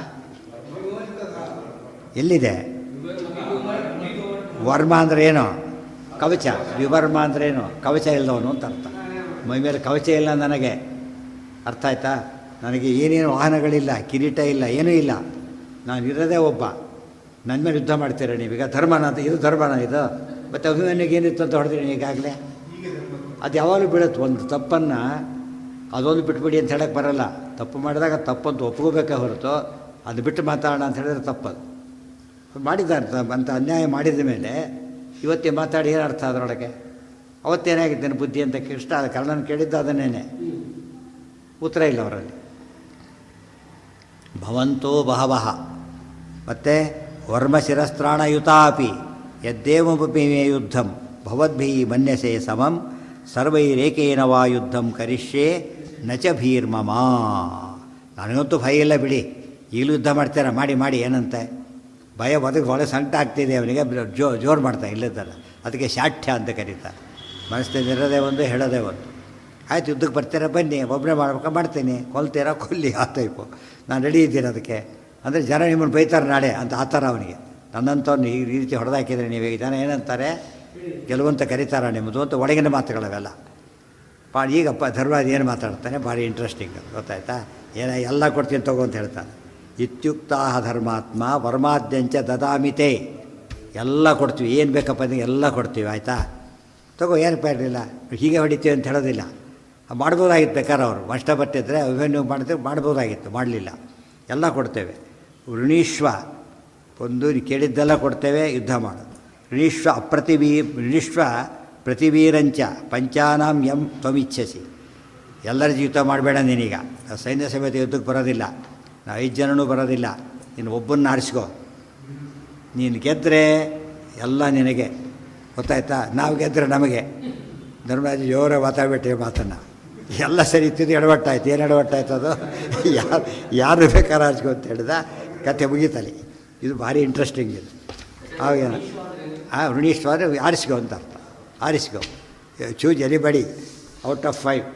ಸೈನ್ಯ ಬರೋದಲ್ಲಿ ಯಾರು ಒಟ್ಟಿಗೆ 5 ಜನನೂ ಬರೋದಿಲ್ಲ ನಾವು. ಧರ್ಮರಾಜರು ಖುಷಿಗೆ ಏನೋ ಮಾತಾಡಿಬಿಟ್ಟಾಗ, ಆಗ ಹತ್ವಾ ಏಕಂ ತ್ವಂ ಭುಂಕ್ಷ್ವ ರಾಜ್ಯಂ ಅನ್ನೇ ಯಾಮ ವಯಂ ವನಂ. ಹಿಂದೆ ವನವಾಸಕ್ಕೆ ಹೋಗಿದ್ವಲ್ಲ, ಹೋಗ್ಬಿಡ್ತೇವೆ. ನೀವು ಗೆದ್ದು ಬಿಟ್ಟರೆ ರಾಜ್ಯ ನಿಂದೆ, ನಾವೆಲ್ಲರೂ ಕೂಡ ಎಲ್ಲಿಗೆ ಹೋಗ್ತೇವೆ? ವನವಾಸಕ್ಕೆ ಹೋಗ್ಬಿಡ್ತೇವೆ. ವಿಶ್ವೇಕಂ ತ್ವಂ ಭುಂಕ್ಷ್ವ ರಾಜ್ಯಂ ಅನ್ನೇ ಯಾಮಃ ವಯಂ ವನಂ ಹತೇವಾ ತ್ವಯಿ. ನಿನ್ನ ನಾವು ಕೊಂದುಬಿಟ್ರೆ ನಾವು ರಾಜರಾಗ್ತೇವೆ ಅಷ್ಟೇ. ಭುಂಜೀಮಃ ಅಖಿಲಾಂಭುವಂ ಆಧತ್ಸ್ವ ಆಯುಧಂ ತೇನ ಜೇತು ಮಿಚ್ಛಸಿ. ಅದು ಕೂಡ ಅಲ್ಲ, ಮತ್ತೆ ಇಷ್ಟಪಟ್ಟ ಆಯುಧ ಬೇರೆ ತಗೋ ನೀನೀಗ. ಇಷ್ಟಪಟ್ಟ ಆಯುಧ ಜರಾಸಂಧನ ಮುಂದೆ ಹೀಗೆ ಹೇಳಿದ್ದು, ಕೃಷ್ಣ ಹೇಳಿದರೆ ಫುಲ್ ಮೀನಿಂಗ್ ಇತ್ತು. ಧರ್ಮರಾಜ ಹೇಳಿದ್ದಲ್ಲಿ ಹೋಯ್ತದು. ಯಾರನ್ನ ಬೇಕಾದ್ರೂ ಆರಿಸ್ಕೊ, ಯಾವ ಆಯುಧ ಬೇಕಾದ್ರೂ ತಗೋ. ಅಕಸ್ಮಾತ್ ಅರ್ಜುನ ಆರಿಸ್ಕೊಂಡು ಯುದ್ಧಗಿದ್ದ ಧನುರ್ಯುದ್ಧ ಆರಿಸ್ಕೊಂಡ್ರೆ ಸ್ವಲ್ಪ ಚಾನ್ಸ್ ಇರ್ಬೋದು, ಅದು ವಿಚಾರ ಬೇರೆ. ಆದರೆ ಏನಾದ್ರು ಸ್ವಲ್ಪ ಹೋಪ್ಸ್ ಇದೆ, ಇಲ್ಲಿ ಏನೇನೂ ಇಲ್ಲ. ಈಗ ಅವ್ನು ಗದಾ ತೊಗೊಂಡ್ರೆ ಅವ್ನು ಬೀಟ್ ಮಾಡಲಿಕ್ಕೆ ಯಾರಿಗೂ ಬರೋದಿಲ್ಲ. ಮತ್ತು ಉಳಿದವ್ರಿಗೆ ಯಾವ ಶಕ್ತಿನೂ ಇಲ್ಲ. ಅವ್ನು ಬ್ರಹ್ಮವರ ಇರೋನ್ ಬಿಟ್ಲಕ್ಕೆ ಏನು ಮಾಡೋಕ್ಕಾಗುತ್ತೆ? ಈಗ ಇಂಥ ಮಾತಾಡಿಬಿಟ್ಟು ಕೂತ್ಕೊಂಡ್ಬಿಟ್ಟ. ಸೇತು ಬಿಚ್ಛಿಸಿ ಕೆಲವು ಕೆಲಸ ಕೆಡಿಸ್ತಾರಂತೆ ಕೊನೆ ಮೂಮೆಂಟಲ್ಲಿ. ಹಾಗಾಯ್ತಿದ್ದು ಸ್ವಲ್ಪ ಇದರಲ್ಲಿ ತಪ್ಪು ಹೋಗ್ಬಿಟ್ರೆ ಹಾಗೆ. ಅದು ಆ್ಯಕ್ಚುಲಿ ಭಾರಿ ಸೀರಿಯಸ್ ಮಿಸ್ಟೇಕ್ ಆಗಿದ್ದಿದ್ದು, ತಿಳಿತಾ? ಅದು ಕೃಷ್ಣ ಸರಿ ಮಾಡ್ತಾರೆ, ಅದು ಭಾಳ ಮುಖ್ಯ. ಅದು ಇಲ್ಲ ಹೋಗಿದ್ದರೆ, ದೇವ್ರನ್ನ ರಕ್ಷಣೆ ಮಾಡದೆ ಹೋಗಿದ್ದರೆ ನಮ್ಮ ಬುದ್ಧಿ ಮೇಲೆ ಡಿಪೆಂಡ್ ಆಗಿರೋ ಗತಿ ಏನಾಗ್ತದೆ ಗೊತ್ತಾಗ್ತದೆ. ಬೇಕಾಡ್ಸೋದು ಒಂದು ಸರ್ತಿ ಅಲ್ಲ, ಎಲ್ಲ ಸರ್ತಿ ಎಲ್ಲ ಇಷ್ಟಾದರೂ ಬಿಡ್ತಾಯಿಲ್ಲ, ಯೋಚನೆ ಮಾಡ್ತಾಯಿಲ್ಲ. ಓವರ್ ಕಾನ್ಫಿಡೆನ್ಸು ಬಂದುಬಿಡ್ತಾ ಅಲ್ಲಿಗೆ ತಪ್ಪಾಯಿತು. ಇತ್ಯುಕ್ತವೂಚೇ ರಹಿ ದುರ್ಬಲೈರಹಂ. ಈಗ ದುರ್ಯೋಧನ ಆ್ಯಕ್ಚುಲಿ ಏನು ಮಾಡಬೇಕಾಗಿತ್ತು? ಸಹದೇವನ ನಕ್ಕರೋಣ ಬಾತ, ನೀನು ಬೇಕಾರೋ ಬಾ, ರಾಜ ಯುದ್ಧ ಮಾಡಬೇಡ. ಧರ್ಮರಾಜನ ಆರಿಸ್ಕೊಬೇಕು ಲಾಜಿಕ್ ಇತ್ತು ಆತಗೆ. ಧರ್ಮರಾಜನ ಆರಿಸ್ಕೊತೀನಿ ನಾನು ಅಂತ. ಯಾವ ಲಾಜಿಕ್ ಅದು? ರಾಜ ಅಷ್ಟೇ. ಆಡಬೇಡ, ಬಂದು ಮುಗಿಸ್ಬೇಡ ಅಂತ ಹೇಳಿ ಗದಾ ತೊಗೋತೀನಿ. ನನ್ನ ಇಷ್ಟ ಹೇಳಿದಿರಿ, ನನಗೆ ಗದಾ ಬಾ. ಫಜೀತಿ ಆಗ್ತಿತ್ತು. ಈ ಫಜೀತಿ ಆಗಲಿಲ್ಲ. ಯಾತಕ್ಕೆ? ದೇವರು ಒಪ್ಕೊಳ್ಳಬೇಕಿಲ್ಲ. ದುರ್ಯೋಧನ ಅಂತ ಮಹಾ ಹೇಳಿ ಕೇಳಿ ನೀಚ. ಇಂಥ ಆಪರ್ಚುನಿಟಿ ಎಂದೂ ಬಿಡೋನಲ್ಲ ಅವನು, ಗೊತ್ತಾಯ್ತಾ? ಅದು ಓಪನ್ ಚಾಲೆಂಜ್ ಕೊಟ್ಬಿಟ್ಟೆ. ಪುಸ್ತಕ ನೋಟ್ಗಳು ಬರೀ ಅಂತ ಹೇಳಿದಾಗ ಯಾವ ಮೂರ್ಖರಾದರೂ ಕೂಡ ಏನು ಮಾಡ್ತಾನಾಗ? ನೀವೇ ಕೊಟ್ಟಿದ್ದೀರಿ, ಮಾಡ್ಯಾಕ್ಬಿಡ್ತೀರಿ ಅಂತ ಹೇಳ್ಬೋದಾಗಿತ್ತು. ಈ ಬಹುಶಃ ದುರ್ಯೋಧನಿಗೆ ಸಿಕ್ಕ ಬೆಸ್ಟ್ ಚಾನ್ಸು. ದುರ್ಯೋಧನ ಧರ್ಮರಾಜ ಕಳ್ಕೊಂಡ ವರಷ್ಟು ಮಾಡ್ಕೊಂಡು ನಡೆದಿದ್ದು. ಕೃಷ್ಣ ಬ್ಯಾಲೆನ್ಸ್ ಮಾಡ್ತಾರೆ ನೋಡಿ, ಹೇಗೆ ಮಾಡ್ತಾರೆ. ಈಗ ದೇವರ ಸರ್ವೋತ್ತಮತ್ವ ಗೊತ್ತಿಲ್ಲದೆ ಹೋದರೆ ಇದ್ಯಾವುದನ್ನು ಎಕ್ಸ್ಪ್ಲೈನ್ ಮಾಡೋಕ್ಕೆ ಬರ್ತಿದ್ದಿಲ್ಲ. ಅದೇನು ಅಂತ ನಾಳೆ ನೋಡೋಣ. ನಾಳೆ ಅವನು ಸಾಯೋದಿಲ್ಲ, ಬೀಳ್ತಾನೆ ಅಷ್ಟೇ. ನಾಳೆ ಇನ್ನು ಬೇಗ ಸಾಯಲ್ಲ ಅವನು ದುರ್ಯೋಧನ. ನಾಳೆ ಯುದ್ಧದಲ್ಲಿ ಬೀಳ್ತಾನೆ, ಬಹುಶಃ ದಿವಸ ಸಾಯ್ತಾನೆ, ದಶಮಿ ಸಾಯ್ಬೇಕಷ್ಟೇ ಅವನು. ತಡೆ ಮಾಡಿದ ಕೆಳಗೆ ಬೀಳ್ತಾನೆ ಅಷ್ಟೇ. ಇನ್ನು ಭಾಳ ಇದೆ ಅದರೊಳಗೆ, ಬೇಕಾಷ್ಟು ವಿಷಯ ಬರುತ್ತೆ ಅಲ್ಲಿಗೆ. ಓಂ ಯಾಕೆ ನವಮೆ ನಿಮ್ಮ ಬೇರೆ ಕೆಲಸ ಇದೆಯಾ? ನಿಮಗೆ ಬೇರೆ ಕೆಲಸ. ಅವನು ಸಾಯ್ಬೇಕಾದ್ರೆ ಇರ್ಬೇಕು ಎದುರುಗಡೆ.